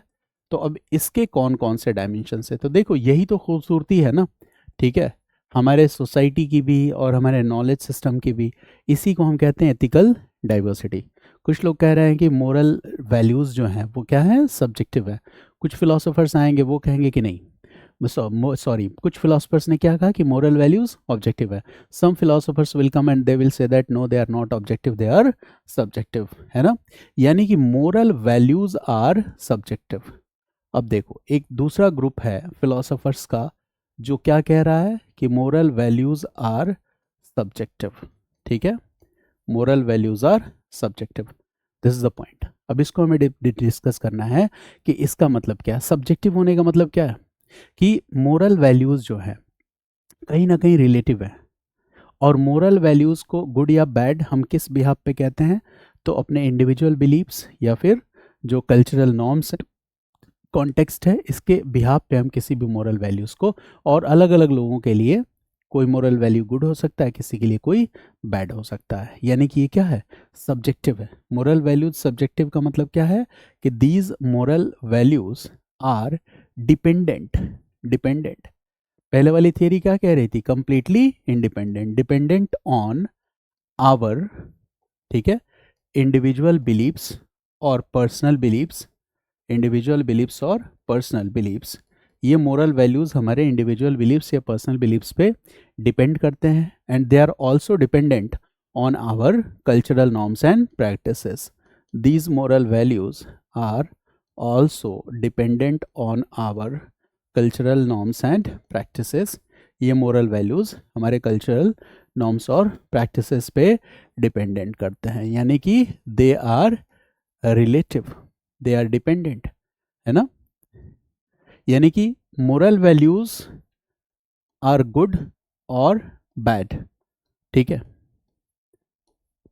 In order to give this judgment that they are good or they bad, it is dependent on our personal beliefs, cultural values, ठीक है। तो obvious है कि जब हम कह रहे हैं कि मोरल वैल्यूज कल्चरल नॉर्म्स और प्रैक्टिसेस से डिसाइड होते हैं, तो obviously we are talking about what, if moral values are decided by cultural norms and practices, it means here we are talking about cultural relativism. यहाँ पे हम किसकी बात कर रहे हैं, we are talking about cultural relativism, सांस्कृतिक सापेक्षतावाद। तो ये तो बहुत ही सिंपल है ना। यानी कि जैसे बहुत पहले इसका एक एग्जांपल मैं पिछली क्लासेस में बता भी चुका हूँ, जैसे द एग्जांपल ऑफ पोलीगैमी, है ना। इन Islamic societies the polygamy is considered good, but अगर आप हिंदू कल्चरल ट्रेडिशन में आ जाते हो तो the same polygamy is not considered good. तो ये क्या हो गया, कल्चर स्पेसिफिक हो गया, है ना, कि मोनोगैमी और पोलीगैमी, है ना, as a social practice, societal practice is considered to be morally good or bad. It depends on the culture. In Hindu culture, polygamy is not considered good. In Muslim culture, it is considered good. In the same way, the example of beef that I have discussed earlier, ठीक है, कि India is the Hindu majority culture and cows have a religious importance, तो उसको देखते हुए beef eating is not considered good, but in many western countries beef eating is a part of the regular diet of the people, ठीक है। तो ये क्या हो गया, कल्चर स्पेसिफिक हो गया, इसी को हम क्या कहते हैं, कल्चरल रिलेटिविज्म। मेरी बात समझ गया ना, यानी कि मोरालिटी जो है it is shaped by societal norms also, यानी समाज के जो नीति नियम कायदे सामाजिक मापदंड हैं इनसे भी नैतिकता को एक दिशा मिलती है। यह पूरी तरह से संभव है कि कोई भी सामाजिक व्यवहार किसी एक संस्कृति में सही हो सकता है और दूसरी संस्कृति में गलत हो सकता है, यानी संस्कृति सापेक्ष हो सकता है ना। और जो पहला ब्रांच था डिस्क्रिप्टिव एथिक्स, उसमें यही तो बात हमने बताई थी। डिस्क्रिप्टिव एथिक्स का जो दूसरा नाम था वो क्या था, कंपैरेटिव एथिक्स, उसमें यही बात हमने बताई थी। तो आई थिंक आप ये समझ पा रहे हो। अच्छा, मोरल सब्जेक्टिविज्म को बताते हुए एक और फिलॉसफी आती है जिस फिलॉसफी को हम एग्जिस्टेंशियलिज्म कहते हैं, अस्तित्ववाद कहते हैं। एग्जिस्टेंशियलिज्म अस्तित्ववाद फिलॉसफी कहते हैं। ये फिलॉसफी एग्जिस्टेंशियलिज्म, और इस फिलॉसफी के जो फाउंडर हैं वो जॉन पॉल सार्त्र हैं। Sartre is popularly known as Sartre. तो एग्जिस्टेंशियलिज्म फिलॉसफी जो है इसके फाउंडर कौन है, सार्त्र हैं, है ना। तो सार्त्र ने क्या कहा, सार्त्र ने क्या कहा कि ये बहुत ही इंपॉर्टेंट फिलॉसफी मैं आपको बताने जा रहा हूँ, एस्से में भी आप इसको यूज़ कर सकते हो, है ना। तो यहाँ को मैं इसको एक अलग स्लाइड पे ही लिख देता हूँ, एग्जिस्टेंशियलिज्म। तो this philosophy can be useful also for your essay, है ना। तो व्हाट सार्त्र सेज, तो सार्त्र सेड दैट, है ना, कि कोई प्री एग्जिस्टिंग मोरल लॉ हमारी सोसाइटी में नहीं होती है। यानी कि देखो कितनी बड़ी बात इसने कही, सार्त्र ने कहा कि कोई प्री एग्जिस्टिंग मोरल लॉ नहीं होती है, there is no anything like pre existing moral law, ठीक है, ऐसी कोई भी चीज़ नहीं होती है। इसका मतलब क्या है ना, कि what is moral, what are values in the society, what is good, what is bad, है ना, नैतिक क्या है, शुभ क्या है, अशुभ क्या है ना, ये सब कुछ each and everything is decided by our free choices. यानी कि human beings have free choices, यानी कि जब हम निर्णय लेते हैं तो निर्णय लेते समय हमारे सामने क्या है, विकल्प की स्वतंत्रता है। और बाय दोज फ्री चॉइसेस, उन्हीं विकल्प की स्वतंत्रताओं की वजह से, by those free choices what happens, है ना, moral statements in the society are decided to be right और रॉन्ग, ठीक है। We create values by our free choices. यानी कि क्या कोई सोसाइटी में एक्सटर्नल रूल्स हैं, तो सार्त्र क्या कहेगा कि सोसाइटी में कोई भी एक्सटर्नल रूल्स नहीं है, सोसाइटी में कोई प्री एग्जिस्टिंग मोरल लॉ नहीं है। यानी सोसाइटी में जो चीज़ है सबसे इम्पॉर्टेंट जो है वो क्या है, फ्री चॉइस, वो क्या है, फ्री चॉइस। इस पे इसका कुछ ज़्यादा ही जोर था सार्त्र का। और इसने क्या कहा, है ना, कि ये जो फ्री चॉइस है, इसी फ्री चॉइस की बदौलत human beings do what, they create moral values in the society. So this with these free choices we as the human beings, we as the human beings, है ना, create moral values in our society. We create moral values in our society. यानी हमारे समाज में जो moral values हैं, moral standards हैं, जो गुडनेस है या बैडनेस है, ये हम खुद ही क्रिएट करते हैं अपनी फ्री चॉइस से। यानी ये किस चीज़ की बात कर रहा है सार्त्र, ऑब्जेक्टिविज्म की बात कर रहा है कि सब्जेक्टिविज्म की बात कर रहा है, तो ऑब्वियसली ये किस चीज़ की बात कर रहा है, सब्जेक्टिविज्म की। क्योंकि देखो फ्री चॉइस है तो सबके सामने नैतिक निर्णय लेने के विकल्प अलग अलग हैं। ऐसा कोई एथिक्स के लिए जो फॉर्मल कोड है कि आपको ऐसा ही व्यवहार करना है, ऐसा किसी गॉड ने कमांड नहीं किया था, किसी ईश्वर ने आदेश नहीं दिया था। It was not written from sky, आसमान में ऐसा कुछ नहीं लिखा हुआ था, है ना। कोई ऐसी रेडीमेड लिस्ट नहीं थी कि what is right what is wrong, ठीक है, मेरी बात समझ गया। यानी कि देखो हमने क्या है ना, मोरल लॉज दी एग्जिस्ट नहीं करते, हम मोरल लॉज को खुद ही खुद क्या करते हैं, क्रिएट करते हैं, है नहीं। जब जब हम एथिकल, जब भी हमारे पास क्या है, फ्री चॉइसेस, ठीक है। फ्री, जैसे कोई भी निर्णय लेने के लिए हम स्वतंत्र हैं, हमारे पास बहुत सारे विकल्प होते हैं, ठीक है। और जब हम उन विकल्पों में से किसी एक विकल्प का चयन करते हैं तो उससे क्या होता है, we have many, for example while making a decision we have different choices, so finally in final decision we are determined or destined to make one choice, उसमें से किसी एक चॉइस को हमें चुनना होता है और उसी चॉइस से क्या होता है, हमारे वैल्यू सिस्टम बनते हैं, उसी चॉइस से हमारी पर्सनालिटी बनती है, उसी चॉइस से समाज में हमारी हैसियत तय होती है ना। तो साथ कहता है you are condemn to be free, है ना। आप आज जो कुछ भी हो अपने निर्णयों की बदौलत हो। जैसे मान लो मैं एज अ टीचर आपको पढ़ा रहा हूँ, तो देखो मैंने कॉलेज किया, ग्रेजुएशन किया, पोस्ट ग्रेजुएशन किया, तो मैंने नेट ज़ारेफ का एग्ज़ाम अपने मतलब फाइनल ईयर में उसको क्लियर किया। बट अब मेरे पास चॉइस था कि क्या मैं एकेडमिक्स में जाऊँ, क्या मैं नेट ज़ारेफ का एग्ज़ाम क्लियर करने के बाद असिस्टेंट प्रोफेसर या इस तरह के करियर के लिए जाऊँ, मैं प्रोविंशियल सर्विसेज में जाऊं, स्टेट सर्विसेज में जाऊं, या फिर मैं यूपीएससी के लिए तैयारी करूं। तो अब मुझे उनमें से किसी एक विकल्प का चयन करना था। ध्यान से समझना इस बात को, है ना। तो मैंने किसी एक विकल्प का चयन किया कि मुझे आईएएस का एग्ज़ाम देना है ना, 2 या 3 साल तक लग के देना है और उसके बाद मुझे टीचिंग करनी है। तो फिर मैंने 2-3 साल तक एग्ज़ाम दिया, है ना, और उसमें मेरे जो भी एक्सपीरियंसेस रहे उसके बाद मैंने टीचिंग शुरू कर दी, मतलब in very early days when I was preparing for the exam. तो ये विकल्प मेरा था कि मुझे पढ़ाना फिर अच्छा लगने लगा, तो मैंने कहा चलो मैं सिविल सर्विसेज में स्टूडेंट्स को गाइड करूँगा, है ना। But in the for the 5-6-7 years I keep teaching at different platforms, अलग अलग जगहों पर पढ़ाता रहा, so that I will gain experience and I was very much engaged with the students. तो मेरा फोकस दूसरी चीज़ों पे कभी नहीं रहा। I was not comfortable in online teaching, ठीक है। ऑनलाइन का 2019-20 में ठीक ठाक चीज़ें बढ़ रही थी, but I was not comfortable in online teaching. तो आई डिसाइडेड कि मैं ऑनलाइन टीचिंग नहीं करूँगा, क्योंकि मैं कैमरे के सामने कंफर्टेबल नहीं हूँ, मैं नहीं पढ़ा पाता था। बिना स्टूडेंट्स के लिए तो पढ़ाना मेरे लिए बड़ा मुश्किल था, ये पॉसिबल ही नहीं था। मैंने कोशिश भी की, है ना, मेरे कई सारे जो कलीग्स थे और उन लोगों ने बहुत मुझे इनकरेज भी किया, सिखाया भी, बट मैं सीखने के लिए तैयार नहीं था, ठीक है। तो ये क्या था, मैं सीखने के लिए तैयार नहीं था, ये मेरी कमी है और उस कमी की वजह से मुझे सफ़र करना पड़ा, ठीक है।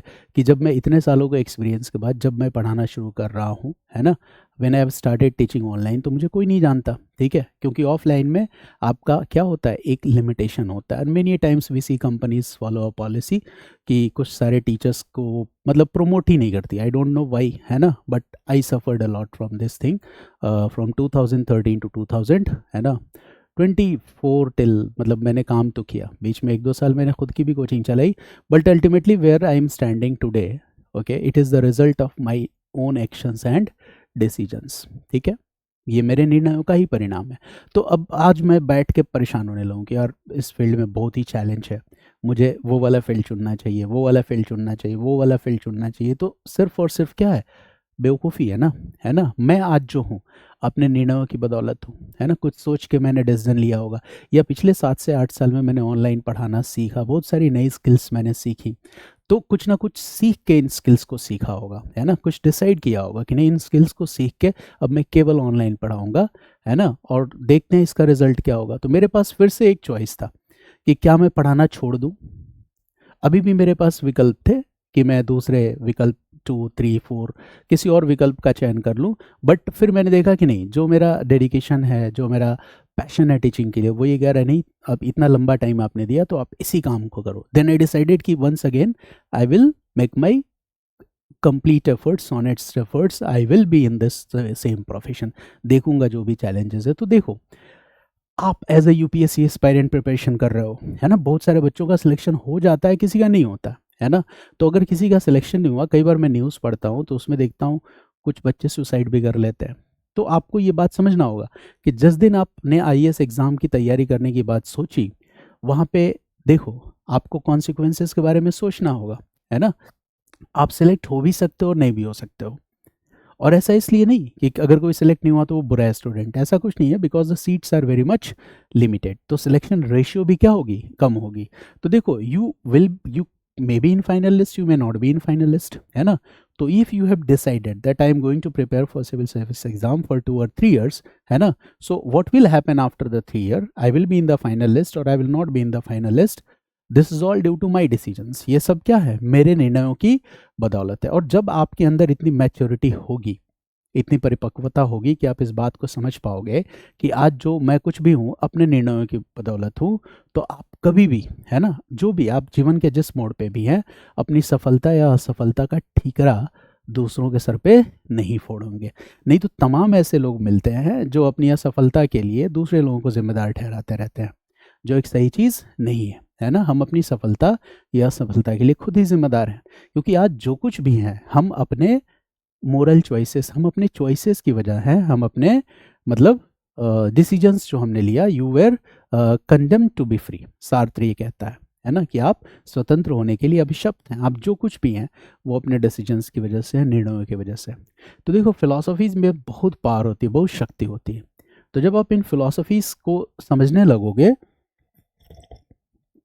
तो धीरे धीरे आप सफलता के मायने समझने लगोगे, असफलता के मायने समझने लगोगे, अपने डिज़ायर्स को जानने लगोगे, अपने जीवन के उद्देश्य को समझने लगोगे, और फिर कठिन से कठिन परिस्थिति में भी आप बहुत ही सरल और सहज रहते हुए अपना काम कर पाओगे।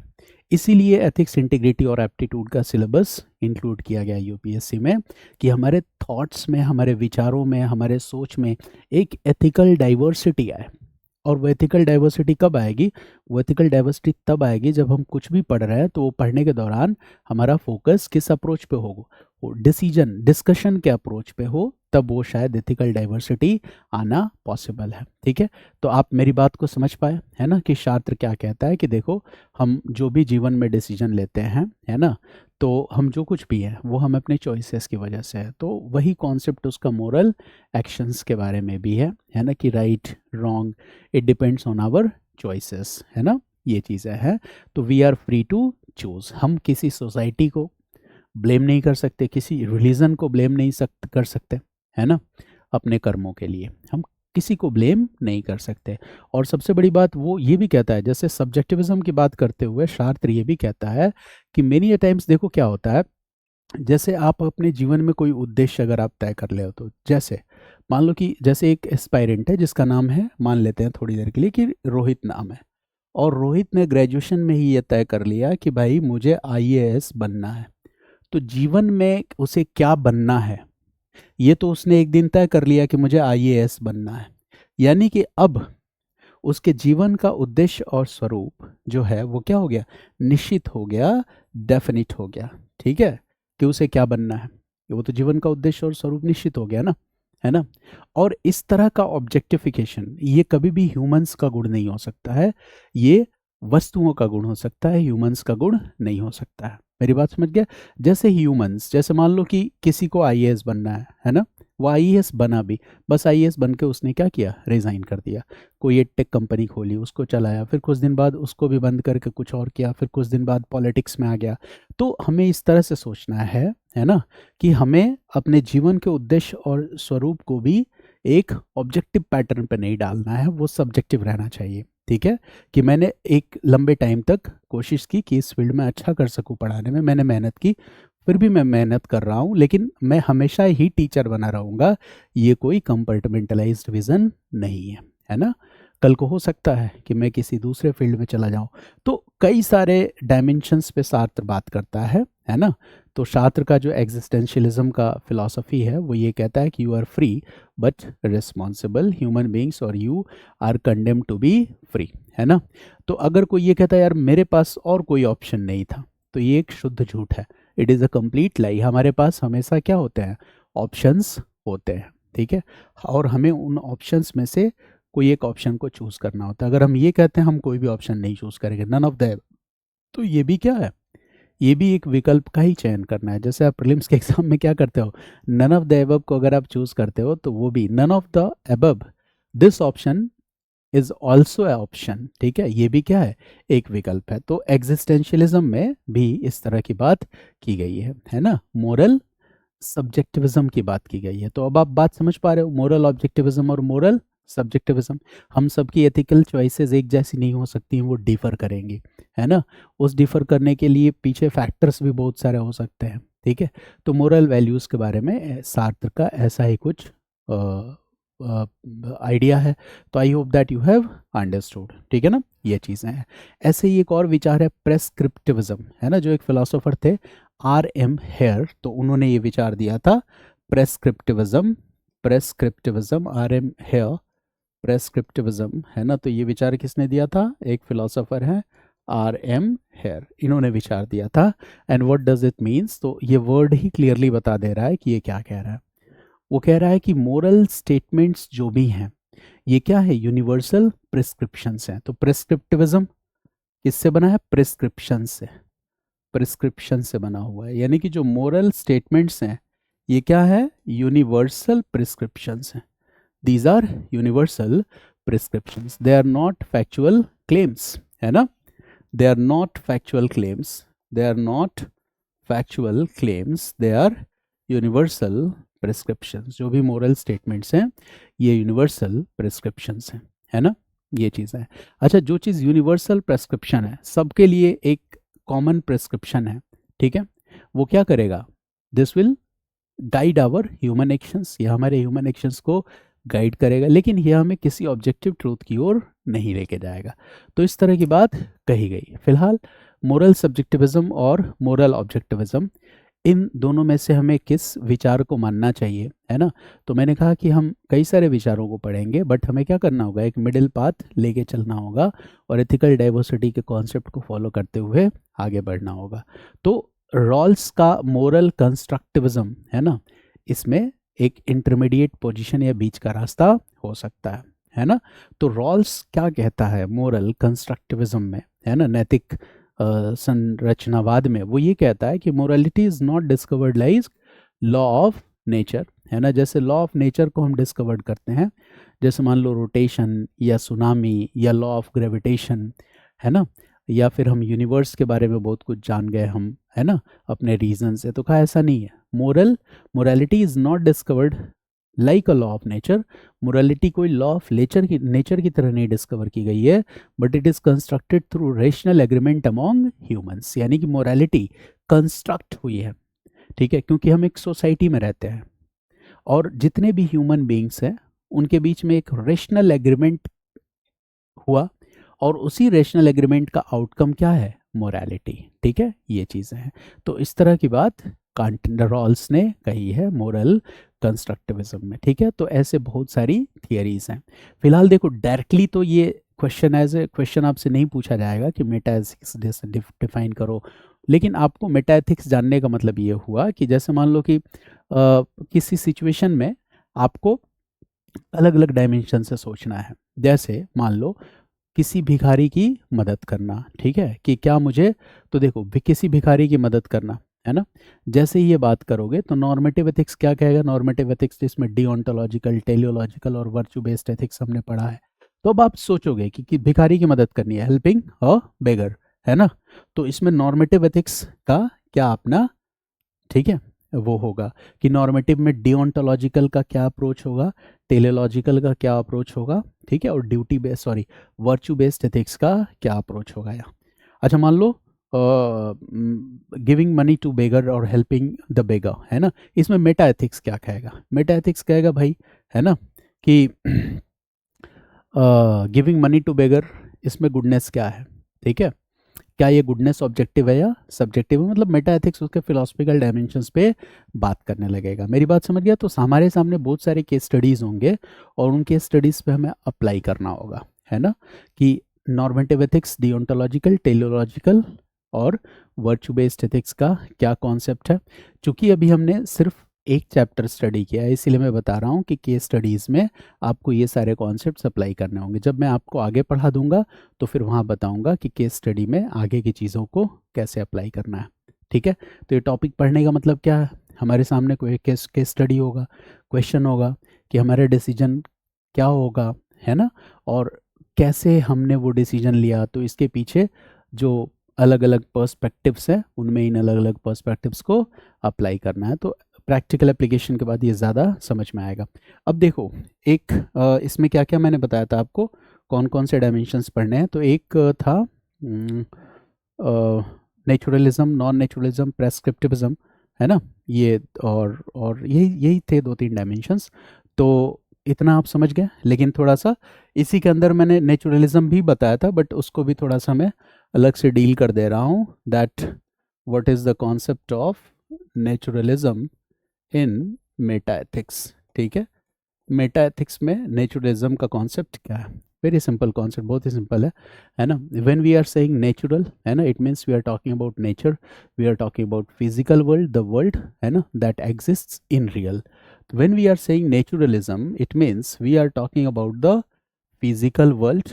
We are talking about the physical world. We are talking about the world which exists in reality, right? We are talking about the world which exists in reality. We are talking about nature. हम प्रकृति के बारे में कर रहे हैं। Ism का मतलब मैं आपको पहले ही बता चुका हूँ कि the ism is a suffix which means a system of belief. तो इज्म का मतलब क्या होता है? Ism simply means what? System of belief or practices. So here we are talking about naturalism. Naturalism इसका मतलब क्या है कि एक ऐसा बिलीफ सिस्टम या मान्यता जिसके अकॉर्डिंग जो मोरल ट्रुथ है, it is a part of the natural world. यानी नेचुरलिज्म क्या कहेगा कि नेचुरल वर्ल्ड, जैसे नेचुरल वर्ल्ड में क्या आ जाता है, जैसे नेचुरल वर्ल्ड में, जैसे हमने कहा ना, नेचर या नेचुरल वर्ल्ड, यहाँ पे समझो, नेचर या नेचुरल वर्ल्ड। तो बताओ नेचुरल वर्ल्ड में, नेचुरल वर्ल्ड में हम किन किन चीज़ों को रख सकते हैं नेचुरल वर्ल्ड में? बताओ। साइंस से जुड़े हुए जितने डायमेंशंस हैं, बायोलॉजी, इन सब को हम रख सकते हैं कि नहीं? हाँ, इन सब को रख सकते हैं।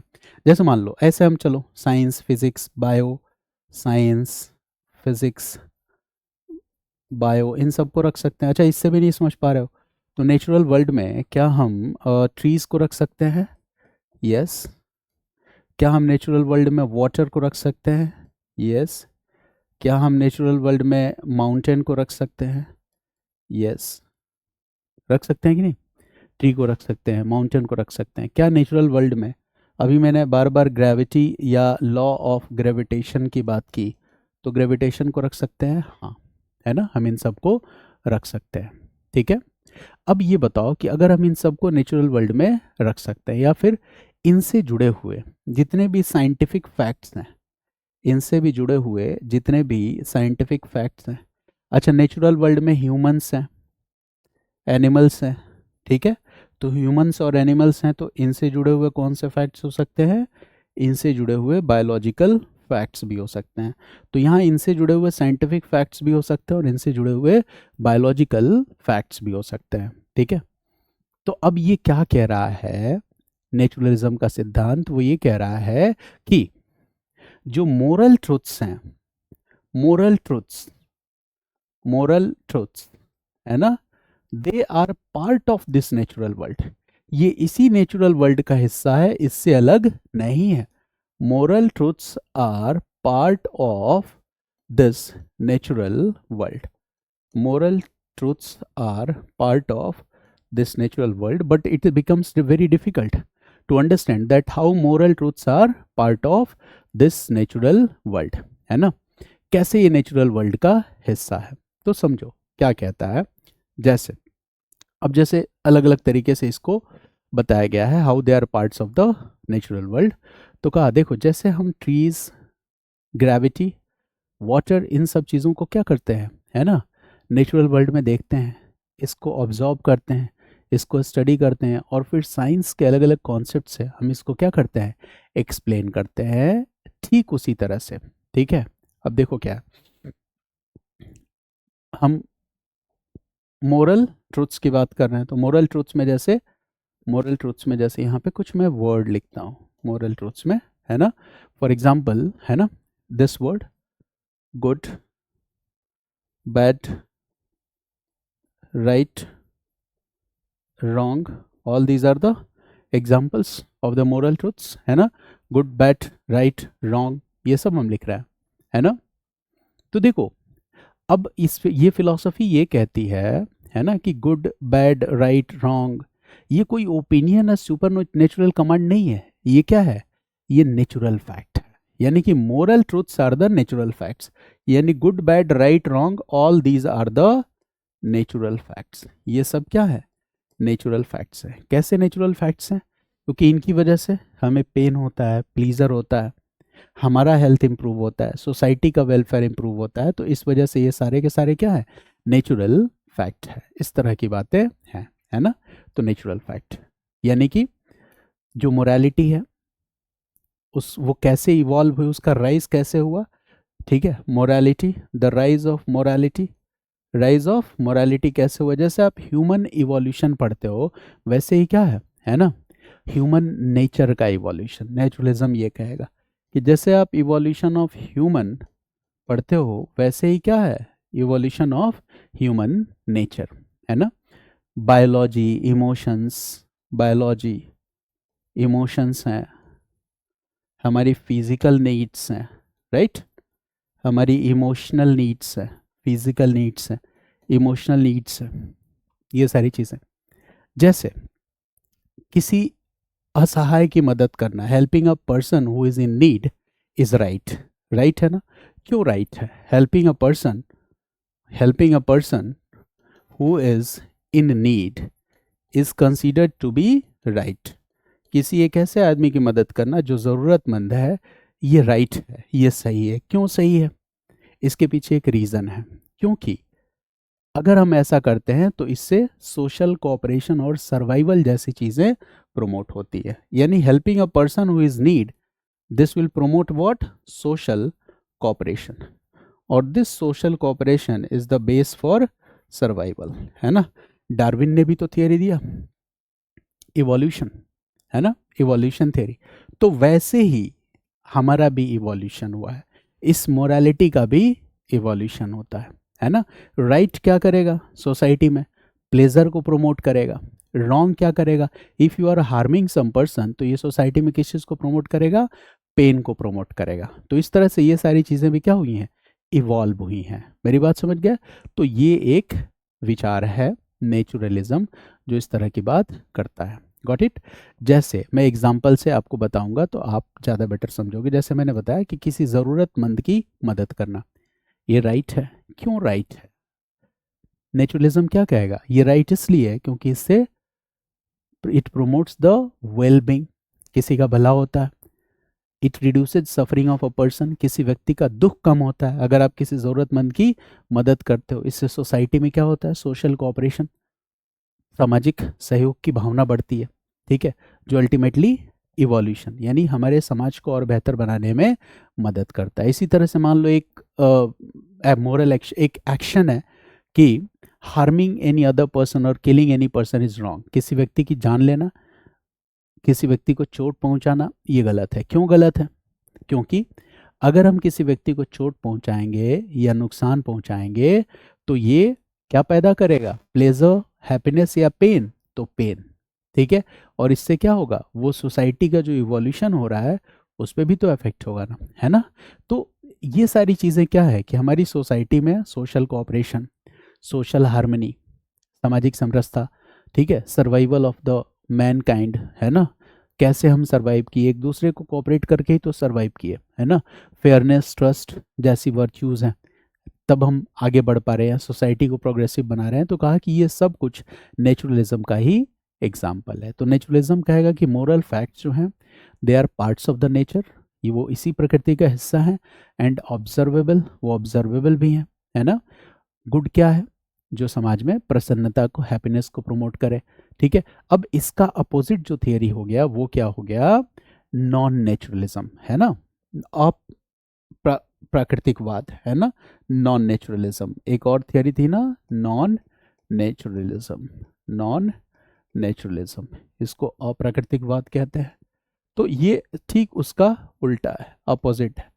उल्टा है कहने का मतलब क्या है, when you talk about non naturalism, है ना, तो नॉन नेचुरलिज्म क्या कहेगा कि मोरल फैक्ट्स और जो स्टेटमेंट्स हैं they are not part of the natural world. बहुत सिंपल सी बात है, ये ठीक उसके ऑपोजिट है कि जो मोरल फैक्ट्स और स्टेटमेंट्स हैं द मोरल फैक्ट्स और statements they are not part of the natural world, they are not the part of natural world. ये इस नेचुरल वर्ल्ड का हिस्सा नहीं है। वेरी सिंपल, ये क्या हो गया, non naturalism, not the part of natural world. यानी जो मोरल ट्रुथ्स हैं, है ना, they are not part of the natural world, they are not part of the physical world. The moral truths cannot be observed or measured scientifically. जो moral truths हैं इनको हम scientifically observe या measure नहीं कर सकते। ठीक है, अगर ऐसा है इसका मतलब क्या है कि moral facts are, है ना, sui generis, यहाँ पे ये बताना चाह रहा है ना, real and objective, they cannot be defined in natural terms. तो कैसे हम डिफाइन करें, है ना, तो ये कहता है कि moral truths are recognised through moral intuition और rational insight. Moral truths are recognised through moral intuition और इंसाइट। यानी जो मोरल ट्रुथ्स हैं उनको हम रिकॉग्नाइज कैसे करते हैं, तो हम इंट्यूशन से रिकॉग्नाइज करते हैं, अपनी इंसाइट से रिकॉग्नाइज करते हैं। अगर ये नेचुरल वर्ल्ड का एग्जाम्पल होता, है ना, फिजिक्स या साइंस से जुड़ा हुआ मामला होता, तो इसका लैब में टेस्ट होता, लेकिन ऐसा नहीं होता। It is not tested in the lab. जो मोरल स्टेटमेंट्स हैं इनको हम कैसे जानते हैं, मोरल इंट्यूशन से। तो नॉन नेचुरलिज्म किस चीज़ की बात करता है, इंट्यूशन की बात करता है ना, मेरी बात समझ गया ना, ये इंट्यूशन की बात करता है। साथ ही साथ कहता है कि मोरल नॉलेज हमें इंट्यूशन से होता है ना, रेशनल इंसाइट से होता है, और मोरल फैक्ट्स क्या होते हैं, ऑब्जेक्टिव होते हैं। यही दो तीन इसके विचार हैं कि moral statements are not part of the natural world, we get the knowledge of moral facts from moral intuition and insights. और तीसरी बात इसका है कि moral facts are objective, moral facts are objective.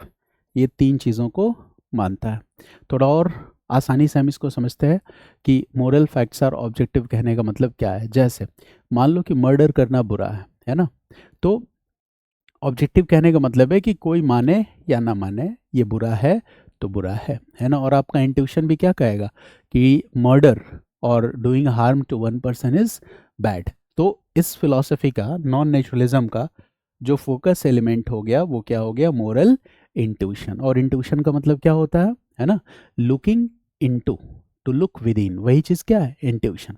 ठीक है, जब हम अंतर झांकते हैं, ऐसा कह सकते हो, क्योंकि इंट्यूशन में जो वर्ड है ना, ये इनटू, इन और ट्यूटरी से मिलके बना हुआ है। इन का मतलब होता है इनटू, और ट्यूटरी का मतलब होता है टू लुक और वॉच, अंदर की तरफ देखना, टू कंटेम्पलेट डीपली। यानी कि जब हम किसी चीज़ को अपनी इंस्टिंक्ट से समझते हैं, और जब हम इंस्टिंक्ट से समझते हैं, for example when you understand something by your instinct, तो इंस्टिंक्ट से समझने का मतलब होता है कि what is not needed, it means that what is not needed, the answer is moral reasoning is not needed.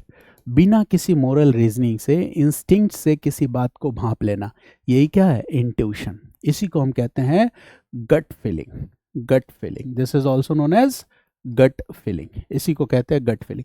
इसको आप लोग पॉपुलरली क्या कहते हो, सिक्स्थ सेंस भी कहते हो, है ना। यानी हम इंस्टिंक्ट से समझ लें, गट फीलिंग से समझ लें, सिक्स सेंस से समझ लें, जो इनर वॉइस कहते हो ना कि अंदर की आवाज़ है, अंतरात्मा की आवाज़ है, ठीक है, तो वो इनर वॉइस जो है, गट फीलिंग है, वही क्या है ना, इंट्यूशन। मेरी बात समझ गया।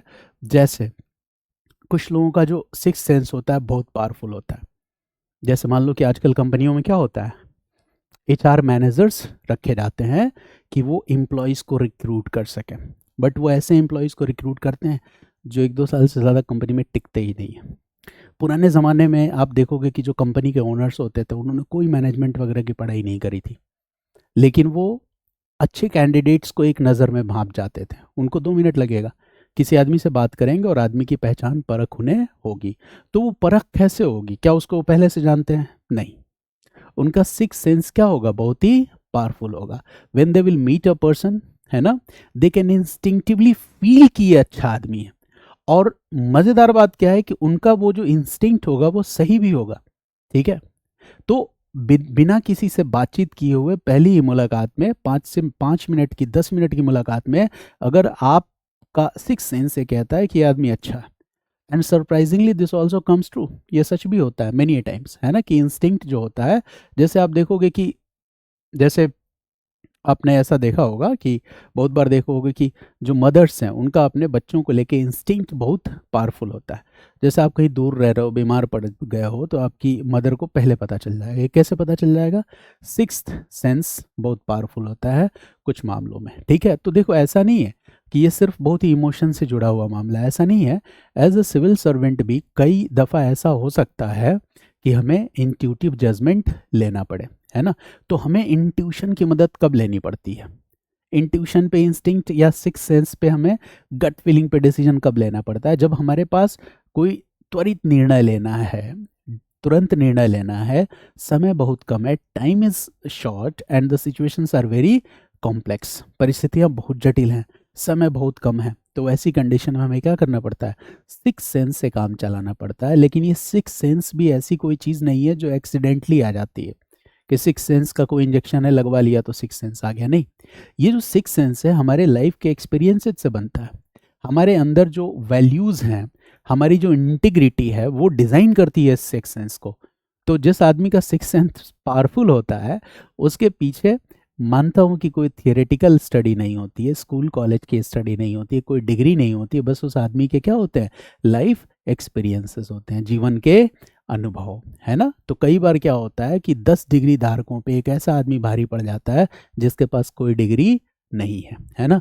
तो वो क्यों है? क्योंकि उसके लाइफ का एक्सपीरियंस है ना। तो experience is a bigger thing than the, है ना, दिस हाँ, थियरी ज़रूरी है, लेकिन ये जो डिग्री धारक लोग हैं उन पे हमेशा एक्सपीरियंस वाले लोग क्या करते हैं? भारी पड़ जाते हैं। तो ये क्या हो गया? Non naturalistic view. तो बहुत सिंपल सा कॉन्सेप्ट है कि नॉन नेचुरलिज्म क्या कहेगा कि जो मोरल वैल्यूज़ हैं ये रियल हैं। मोरल वैल्यूज़ क्या है? ऑब्जेक्टिव है, they are not part of the nature. हम मोरल वैल्यूज़ को कैसे जान पाते हैं? तो नॉन नेचुरलिज्म क्या कहेगा कि इंट्यूशन से जान पाते हैं, मोरल रीजनिंग से जान सकते हैं, किसी साइंस या लैब एक्सपेरिमेंट से हम मोरल वैल्यूज़ को नहीं जान सकते, ठीक है ना। जैसे मान लो कि काइंडनेस इज गुड, है ना, परोपकारिता या दयालुता गुड है, अच्छा है, नैतिक कर्म है, तो ये तो आप अपने इंट्यूशन से जान सकते हो, किताब पढ़ने की क्या ज़रूरत है। किसी भी आदमी से पूछो, उसको अपने इंट्यूशन से बता देगा कि काइंडनेस इज गुड, है ना। तो इस तरह की बात बताई। तो नेचुरलिज्म और नॉन नेचुरलिज्म में फ़र्क क्या है? तो नेचुरलिज्म में मोरालिटी को क्या माना गया था कि ये नेचुरल फैक्ट्स पे बेस्ड है और इसी नेचुरल वर्ल्ड का हिस्सा है। नॉन नेचुरलिज्म क्या कह रहा है कि जो मोरल फैक्ट्स हैं वो नॉन नेचुरल है ना। और नेचुरलिज्म में क्या कहा गया कि गुड का मतलब क्या है? That promotes happiness, harmony, well being, इस तरह की चीज़ें। नॉन नेचुरलिज्म क्या कहता है? Good is equal to good. इसके डिफाइन करने के लिए कोई नेचुरल टर्म्स नहीं है क्योंकि ये इंस्टिंक्ट पे बेस्ड है। नेचुरलिज्म में क्या है कि जैसे हम साइंस, मैथमेटिक्स, फिजिक्स के चीज़ों को ऑब्जर्वेशन से, एक्सपेरिमेंट से समझ सकते हैं, वैसे हम मोरल स्टेटमेंट्स को भी समझ सकते हैं। नॉन नेचुरलिज्म क्या कहता है कि ऐसा कुछ नहीं है ना। हम किसी लैब टेस्ट एक्सपेरिमेंट्स से हम इन चीज़ों को नहीं समझ सकते। इनको समझने के लिए जो चीज़ ज़रूरी है, रिक्वायर्ड है, वो क्या है? मोरल इंट्यूशन, है ना। समझ गए ना आप? यानी ये मोरल ऑब्जेक्टिविज्म है कि सब्जेक्टिविज्म है? तो द आंसर इज ऑब्जेक्टिविज्म, ठीक है। तो नॉन नेचुरलिज्म एग्जाम्पल है किस चीज़ का कि मोरल ट्रूथ्स आर ऑब्जेक्टिव, ठीक है ना। ये चीज़ें हैं। मोरल ट्रूथ्स को हम कैसे जान सकते हैं? मोरल इंट्यूशन से। इसको हम साइंटिफिक फैक्ट से नहीं जान सकते। प्रेस्क्रिप्टिविज्म पहले भी बताया था आपको कि प्रेस्क्राइब करना का मतलब होता है ना, कि एक रूल बुक या हमें काम कैसे करना है, हमारा कोर्स ऑफ एक्शन क्या होगा, ये हमारे सामने रखने देना, मोरल स्टेटमेंट्स का एक सेट रख देना, एक कमांड्स रख देना, और उन्हीं मोरल स्टैंडर्ड्स के सेट और कमांड के अकॉर्डिंग जब हम काम करते हैं, that is known as prescriptivism, है ना। तो naturalism, non naturalism and prescriptivism, these were the parts of our discussion. तो आई थिंक दैट हमने इसको कर लिया, है ना। तो मेटा एथिक्स का मतलब आई have already discussed with you. Meta ethics, है ना। नॉर्मेटिव एथिक्स, मेटा एथिक्स क्या कहेगा? तो it will have the philosophical discussions on what is good, what is bad. This I have discussed in detail. Naturalism क्या है? तो naturalism in meta ethics holds that. This I have already discussed. तो एक बार मैं slides पे आपको बता दूं कि naturalism क्या है. तो naturalism in meta ethics holds that moral values and properties are real, है ना, and can be observed, studied and defined in terms of scientific or psychological facts. Non naturalism क्या कह रहा है कि साइंटिफिक और साइकोलॉजिकल फैक्ट्स की तरह आप इसको स्टडी नहीं कर सकते हैं. ये क्या कह रहा है कि जो भी मोरल वैल्यूज़ और टर्म्स हैं जैसे गुड, बैड, राइट, रॉन्ग, है ना, इनको हम नेचुरल फैक्ट्स की हेल्प से एक्सप्लेन कर सकते हैं. जैसे प्लीजर, पेन, वेल बीइंग और ह्यूमन नीड्स, इस तरह के नेचुरल फैक्ट्स की हेल्प से हम मोरल वैल्यूज़ को या मोरल टर्म्स को भी एक्सप्लेन कर सकते हैं, है ना. तो नेचुरलिज्म या नेचुरलिज्म इन मेटा एथिक्स, इसको इंक्लूड करने का फ़ायदा ये है ना, कि चूंकि ये scientific methods, observations, labs, test की बात करता है, तो it brings ethics closer to science by claiming that moral facts are observable and can be studied just like any other phenomena, making it important and rational foundation for ethical decision making in governance and public life. तो naturalism in meta ethics होने का फ़ायदा ये है कि इसके होने से कहीं ना कहीं ये बात स्थापित होती है कि एथिक्स को साइंस के नज़दीक लाके स्टडी करने का अपना एक पर्सपेक्टिव है. ठीक है, चलिए. देन नॉन नेचुरलिज्म, मैंने बताया कि मूर जो हैं, जो फिलोसोफर, तो इनकी बुक है प्रिंसिपिया एथिका, है ना. तो इसमें इन्होंने बताया कि good is a simple indefinable, यानी जिसको हम डिफाइन नहीं कर सकते, नॉन नेचुरल प्रॉपर्टी. तो नॉन नेचुरल कहा इन्होंने, है ना. तो मूर एक ब्रिटिश फिलोसोफर हैं, वो इंट्रोडक्शन दिया हुआ. नॉन नेचुरलिज्म क्या है बता चुका हूँ आपको कि जो मोरल फैक्ट्स और प्रॉपर्टीज़ है जैसे गुड या what ought to be do, क्या किया जाना चाहिए, इस तरह की चीज़ें. और रियल, ये रियल तो है, नेचुरलिज्म भी मानता है रियल है, नॉन नेचुरलिज्म भी मानता है रियल है, but they are not natural. ठीक है, इनको हम कैसे जान सकते हैं? साइंटिफिक ऑब्जर्वेशंस, लैब स्टडी से नहीं जान सकते हैं, बट इसको हम कैसे जान सकते हैं? इंट्यूशन या मोरल इंसाइट से, है ना. साइंस या ऑब्जर्वेशन से नहीं जान सकते, इंट्यूशन या मोरल इंसाइट से जान सकते हैं. This I have already discuss. जो मोरल वैल्यूज़ हैं they are independent of nature, like mathematical truths और लॉजिकल फैक्ट्स. ठीक है ना, कि मैथमेटिकल ट्रूथ्स और लॉजिकल फैक्ट्स, है ना, इनको नेचर से जोड़ सकते हैं, लेकिन मोरल वैल्यूज़ को नेचर से पूरी तरह से इंडिपेंडेंट रखा जाता है. ठीक है, हम इसको रेशनल रिफ्लेक्शन से जान सकते हैं, नॉट सेंसरी एक्सपीरियंस, है ना. This is the point. Rational reflection intuition है. इंट्यूशन मैंने बता दिया आपको कि इंट्यूटरी वर्ड से बना हुआ है, जिसका मतलब होता है टू लुक विद इन या टू कंटेम्पलेट डीपली, है ना. इंट्यूशन क्या है? Ability to understand something instinctively, instinct के बेसिस पे किसी चीज़ को समझना, without the need for conscious reasoning, instinct से ही डिसीजन ले लेना. इसी को हम क्या कहते हैं? गट फीलिंग या इनर नोइंग, है ना. बिना लॉजिक के, बिना एविडेंस के, है ना. सरप्राइजिंगली हम क्या करते हैं? इंट्यूशन के बेसिस पे जजमेंट, निर्णय लेते हैं, और वो जजमेंट क्या हो जाता है? एक्यूरेटेड जजमेंट, बहुत ही सही जजमेंट होता है. इंट्यूशन के बेसिस पे भी लिया गया जजमेंट क्या होता है? सही जजमेंट. तो commonly known as six sense, इसे हम क्या कहते हैं? सिक्स सेंस और इनर वॉइस. ठीक है, थोड़ा और आगे बढ़ते हैं, है ना. नॉन नेचुरलिज्म बताया आपको कि मोरल वैल्यूज देखो आर रियल, ऑब्जेक्टिव, यानी कि नेचुरलिज्म भी मानता है, नॉन नेचुरलिज्म मानता है कि क्या है? Moral values real and objective. But non naturalism क्या कहता है? कि they are not part of the nature. हम इनको कैसे जानते हैं? इंट्यूशन से या मोरल रीजनिंग से, साइंस से नहीं जानते. एग्जाम्पल क्या है? काइंडनेस इज गुड, या किसी की हत्या करना बुरा है. ठीक है, तो इसको हम अपनी डायरेक्ट मोरल इंसाइट से, इंट्यूशन से भी समझ सकते हैं. तो ये बात बताई गई है. ट्रस्ट योर इंस्टीट्यूशन ऑल्सो, है ना. प्रेस्क्रिप्टिविज्म के बारे में मैंने अभी आपको बताया, है ना, कि प्रेस्क्रिप्टिविज्म का मतलब ही है कि प्रेस्क्रिप्शन, है ना. यानी कि इसका मतलब क्या है? कि moral language is not passive, we are actually prescribing behaviour, believe that everyone including ourselves ought to follow. यानी यहाँ पे एक प्रेस्क्रिप्शन होता है बिहेवियर का, है ना. एक्चुअली इसके जो फिलोसोफर है R.M. Here is a British philosopher. Language of morals में इसके बारे में डिटेल से इन्होंने बात की है. ठीक है, प्रेस्क्रिप्टिविज्म के बारे में. और इसमें कहा गया कि मोरल लैंग्वेज प्रेस्क्रिप्टिव है, डिस्क्रिप्टिव नहीं होता है. मोरल स्टेटमेंट्स यूनिवर्सल कमांड्स की तरह होते हैं. इसमें मोरल स्टेटमेंट्स के यूनिवर्सलिटी की बात की गई है, साथ ही साथ रेशनल कंसिस्टेंसी की बात की गई है. जैसे मोरल लैंग्वेज प्रेस्क्रिप्टिव होगा, प्रेस्क्रिप्टिविज्म क्या कहेगा? कि मोरल लैंग्वेज प्रेस्क्रिप्टिव है, डिस्क्रिप्टिव नहीं है. प्रेस्क्रिप्टिव कहने का मतलब क्या है? कि जैसे मान लो मैं कहूँ कि चोरी नहीं करना चाहिए, है ना, तो ये कमांड है, आदेश है, प्रिस्क्रिप्शन है, नॉर्म है, जो सबको फॉलो करना चाहिए। अगर मैं कह रहा हूँ कि किसी को चोरी नहीं करनी चाहिए तो इंक्लूडिंग मी, मुझे भी चोरी नहीं करनी चाहिए। तो जब मैं कह रहा हूँ कि चोरी नहीं करनी चाहिए, झूठ नहीं बोलना चाहिए, किसी को धोखा नहीं देना चाहिए, तो ये क्या है, this is a moral statement, moral language, and it is prescriptive in nature, इसको हम डिस्क्रिप्टिव नहीं मान सकते। दूसरी चीज़, जब भी इस तरह का हम कोई मोरल स्टेटमेंट देते हैं कि झूठ नहीं करना बोलना चाहिए, किसी की हत्या नहीं करनी चाहिए, we must help the poor, हमें गरीबों की मदद करनी चाहिए, इसका मतलब कि इसके अंदर क्या है, यूनिवर्साइजेबिलिटी भी है, यानी कि ये यूनिवर्सल भी है, यानी कि everywhere each and every person in the similar situation will work accordingly, हर आदमी उसी तरह से काम करेगा। तो इसमें क्या है, यूनिवर्सलिटी भी है ना, कि आप पे भी अप्लाई होता है, सब पे अप्लाई होता है, हर जगह अप्लाई होता है। और साथ ही साथ अगर आप ये जो प्रिस्क्रिप्शंस बताए गए हैं प्रेस्क्रिप्टिविज्म में, कि जिसके बेसिस पे हमारे मोरल वैल्यूज़ और जजमेंट होने चाहिए, तो ये लॉजिकली कंसिस्टेंट भी होते हैं हमारे प्रिस्क्रिप्शंस के, ठीक है। जैसे लॉजिकली कंसिस्टेंट का मतलब क्या हो गया, कि आप कह रहे हो कि बंधुआ मजदूरी किसी से नहीं करनी चाहिए, bonded labour is not good, किसी को अगर यार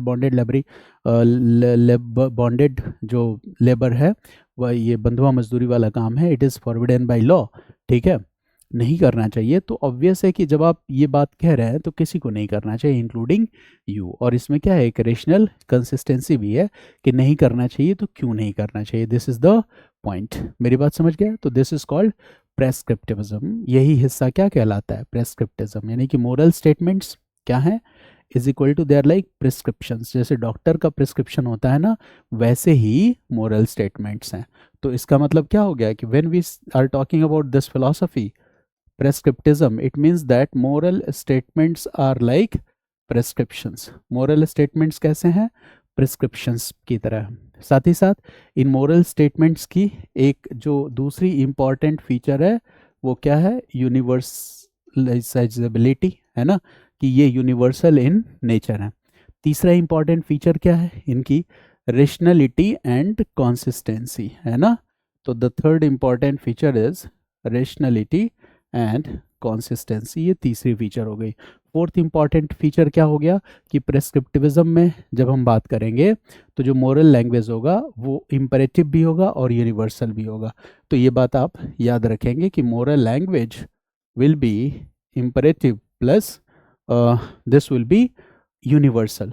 इम्परेटिव का मतलब क्या होता है, आदेशात्मक, ठीक है, कमांड की तरह होगा। जैसे कैटेगोरिकल इम्पेरेटिव क्या था, जिसमें इम्पेरेटिव क्या था, कमांड था, जो पहले बता चुका हूँ। इन the same way moral language here will be imperative, और इसमें कौन सा फीचर होगा, यूनिवर्साइजेबिलिटी, यूनिवर्साइजेबिलिटी का फीचर होगा। तो प्रेस्क्रिप्टिविज्म आप समझ पाए, है ना। तो बेसिकली जितने भी मोरल वैल्यूज़ वर्च्यूज़ हमें पढ़ने हैं, तो ये चैप्टर जो है ना बेसिकली डायमेंशंस ऑफ एथिक्स का ही हिस्सा है।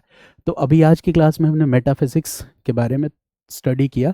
Basically what we have to do is we have to use the technical terms in our answers, ठीक है। So when we will have a discussion, so we'll be familiar with the words at least.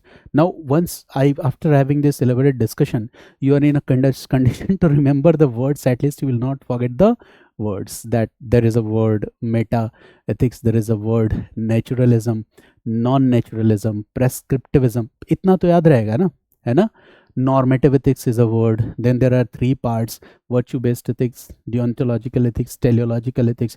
In virtue-based ethics, we discussed about philosophers like Plato, inner harmony principle, Aristotle, golden mean. Then Saint Thomas Aquinas will also come, naturalism, this philosophy. Then in deontological Kantian ethics, we discussed about what? Categorical imperative, right?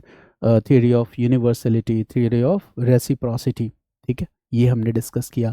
We also discussed about what, moral divine command theory, we discussed about moral absolutism in Kantian ethics, we discussed about teleological ethics, consequentialism, we discussed about utilitarianism के बारे में discuss किया, we discussed about hedonism, we discussed about egoism, we discussed about altruism, we discussed about asceticism, today we discussed about meta ethics, today we discussed about naturalism, non naturalism, है ना, moral naturalism, moral non naturalism, moral prescriptivism, है ना। In next class in applied ethics, I will discuss with you about decision ethics, professional ethics, clinical ethics, business ethics, organizational ethics, social ethics. So what I mean to do here is that, है ना, by these elaborate discussions, I want that all you will be familiar with all the words. Then how to practically apply these words in your answer, okay, I will teach you. But okay, when we'll be familiar with these words, but basically when I teach history, I always say that there are different lenses to look at the history. There are different perspectives in history, है ना? And when we are familiar with that perspective in the true sense, so that's why whenever I teach optional, I always start with historiography. When I will teach modern Indian history, I will teach 5 classes historiography in modern India. When I will teach in ancient India, historiography in ancient India, historiography even in medieval historiography, even in world history. Why? Because you will be familiar with the multiple lenses to look at different opinions, and this is very much needed. And the same is true with the ethics module also. When we are entering into the ethics module, obviously we must have a lens of that through which lens we are going to, है ना, evaluate the themes given in this entire ethics, integrity and aptitude syllabus. So even if you are thinking that मैं कोई बहुत ही short term preparation करूंगा और notes का रट्टा मारूंगा, so trust me, all these words will appear in your notes. किसी भी कोचिंग का नोट्स, तो ये सारे वर्ड्स आएंगे, और जब तक आप इन डिटेल्स नहीं समझोगे तो ये वर्ड्स आपको कंफ्यूज करेंगे. ठीक है, फिर आपको एथिकल केस स्टडी भी रटना पड़ेगा उसके, है ना, वो भी रटने पड़ेंगे आपको. और फ्रेगमेंटेड, जैसे बहुत सारे लोगों को मैंने देखा यूट्यूब पे केस स्टडी अलग अलग बताना शुरू कर दिया, तो fragmented study will not be sufficient enough, है ना, to develop good command over ethics, integrity and aptitude. So I will just request that watch the videos, make notes of the keywords, make notes of the core ideas that I am discussing, and when I will enter into application, you will be surprised to know that once you finish ethics, integrity and aptitude in class, you will find that this is the module in which you have developed the very good command. Okay, even the other traditional modules where the people feel more confident, you will start gaining more confidence in this module. But obviously it will take time, and it is not possible in traditional coaching institutions and the classes. If I will teach also in some institute the ethics module, so obviously I will not be able to take more than 35 classes. But YouTube channel, according to me, what I thought when I started this, that I will be able to discuss in detail each and everything. Obviously I don't want to run my own business. I am on the YouTube so that I could reach to the students. Finally मुझे किसी ना किसी coaching में ही पढ़ाना है, ठीक है, मुझे कोई इंटरप्रेन्योर नहीं बनना है, ये मेरा ऑब्जेक्टिव नहीं है. लेकिन हाँ, मैं ये चाहता हूँ कि मेरे पास जितनी नॉलेज है, जितनी जानकारी है, मान लो फॉर एग्जांपल पिछले 4 से 5 साल में कोचिंग इंस्टीट्यूट के साथ जुड़ा रहा था, तो मैंने केवल हिस्ट्री पढ़ाई. जब मैंने अपना करियर शुरू किया तो मैंने मतलब तब करेंट अफेयर एडिटोरियल्स पढ़ाना शुरू किया जब मार्केट में कोई नहीं पढ़ाता था, और 3 से 4 साल मैंने पढ़ा है. जो बच्चे मुझसे जुड़े हुए हैं पर्सनली वो जानते हैं, है ना. अच्छा, जब मैं उस दौरान पढ़ा रहा था तो जीएस के बहुत सारे मॉड्यूल्स को मैंने पढ़ाया, एथिक्स मैंने पढ़ाया, है ना, when ethics was introduced in the syllabus, और उस समय मैं भी एग्जाम दे ही रहा था. ठीक है, तो मैंने पढ़ाया हिस्ट्री, फिलॉसफी, दोनों ही ऑप्शंस पढ़ाए. और फिर लास्टली मुझे जो लगा कि देखो, मैंने थोड़ा पढ़ने का शौक़ भी है मुझे, तो बहुत सारी चीज़ें मैंने पढ़ी, बहुत सारी किताबें पढ़ी. तो सिर्फ और सिर्फ हिस्ट्री ये तो मैं कोचिंग इंस्टीट्यूट्स में पढ़ाऊँगा, ठीक है, कि किसी कोचिंग में हिस्ट्री ऑप्शन या जीएस की क्लास में लूँगा, क्योंकि किसी कोचिंग में आप सब कुछ नहीं पढ़ा सकते. बट इतना कुछ जो मैंने सीखा इन दीज 8 to 10 ईयर्स, है ना, अगर उससे स्टूडेंट्स को थोड़ा बहुत हेल्प मिल जाता है ना, तो वो मुझे करना चाहिए. That is good, that is a noble thing to do. But वो मैं कैसे कर सकता हूँ? यूट्यूब से कर सकता हूँ. और मैं बार बार ये कहता हूँ कि हाँ, यूट्यूब की क्लासेस या ऑनलाइन जो भी क्लासेस वो आपकी तैयारी में असिस्ट करती है, बट वो कभी भी कंप्लीट पैकेज, तो अभी तो फ़िलहाल जो मुझे लगता है कि वो वैसा नहीं हो पा रहा, ठीक है, क्योंकि I see different courses that are launch in online medium. तो मेरा हमेशा से मानना है कि offline coaching institutes, the teachers, the structured notes, the kind of the environment that they give is the perfect for the selection, है ना. बाकी बच्चों का फ़ोटो और नाम कैसे आता है आप सबको पता है. नीट वीट का देखो, एक ही टॉपर के नाम अलग अलग इंस्टीट्यूट्स अलग अलग दिन एडवर्टीजमेंट में चला रहे हैं. यूपीएससी में भी चीज़ें वैसी है. तो थोड़ा आपको लॉजिकली सोचना पड़ेगा, because you all are the beginners, ठीक है ना. रेस में जाने से पहले खुद को अच्छी तरह से तैयार करो। शॉर्टकट रास्ते पे अगर 100 लोग चलते हैं, 1000 लोग चलते हैं, उनमें एक दो को सफलता मिल भी जाती है ना, तो वो सफलता कहीं ना कहीं थोड़ी बहुत मेहनत प्लस लक का परिणाम होती है। लेकिन जब आप बहुत ग्राउंडेड रियलिटीज़ को समझते हुए एक अच्छी प्रिपरेशन को करते हुए आगे बढ़ते हो, तो आपके सफलता की संभावना, प्रोबेबिलिटी ज़्यादा होती है। क्योंकि देखो अटेम्प्ट्स भी तो हैं, 6 अटेम्प्ट्स हैं फॉर द जनरल कैंडिडेट, है ना। और अपने अटेम्प्ट्स को बहुत वाइजली यूटिलाइज आपको करना है, ठीक है। किसी ने पता चला कॉन्फिडेंस का, मोटिवेशन का इंजेक्शन लगा दिया और आपकी तैयारी पूरी नहीं है, आपने जाके एक अटेम्प्ट को कर दिया स्वाहा, तो दिस इज़ नॉट गुड। तो I think that you all are wise enough and my classes will be helpful, है ना।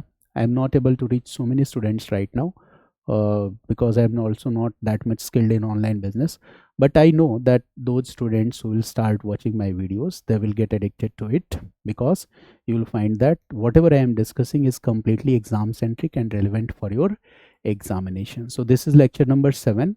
In next class I will discuss different dimensions of applied ethics, like decision ethics, professional ethics, clinical ethics, business ethics, organizational ethics, and social ethics. And after this, I will discuss ki whatever we have discussed in these branches, what are the dimensions in this, and how these dimensions can be practically applied to the case studies in the ethics paper.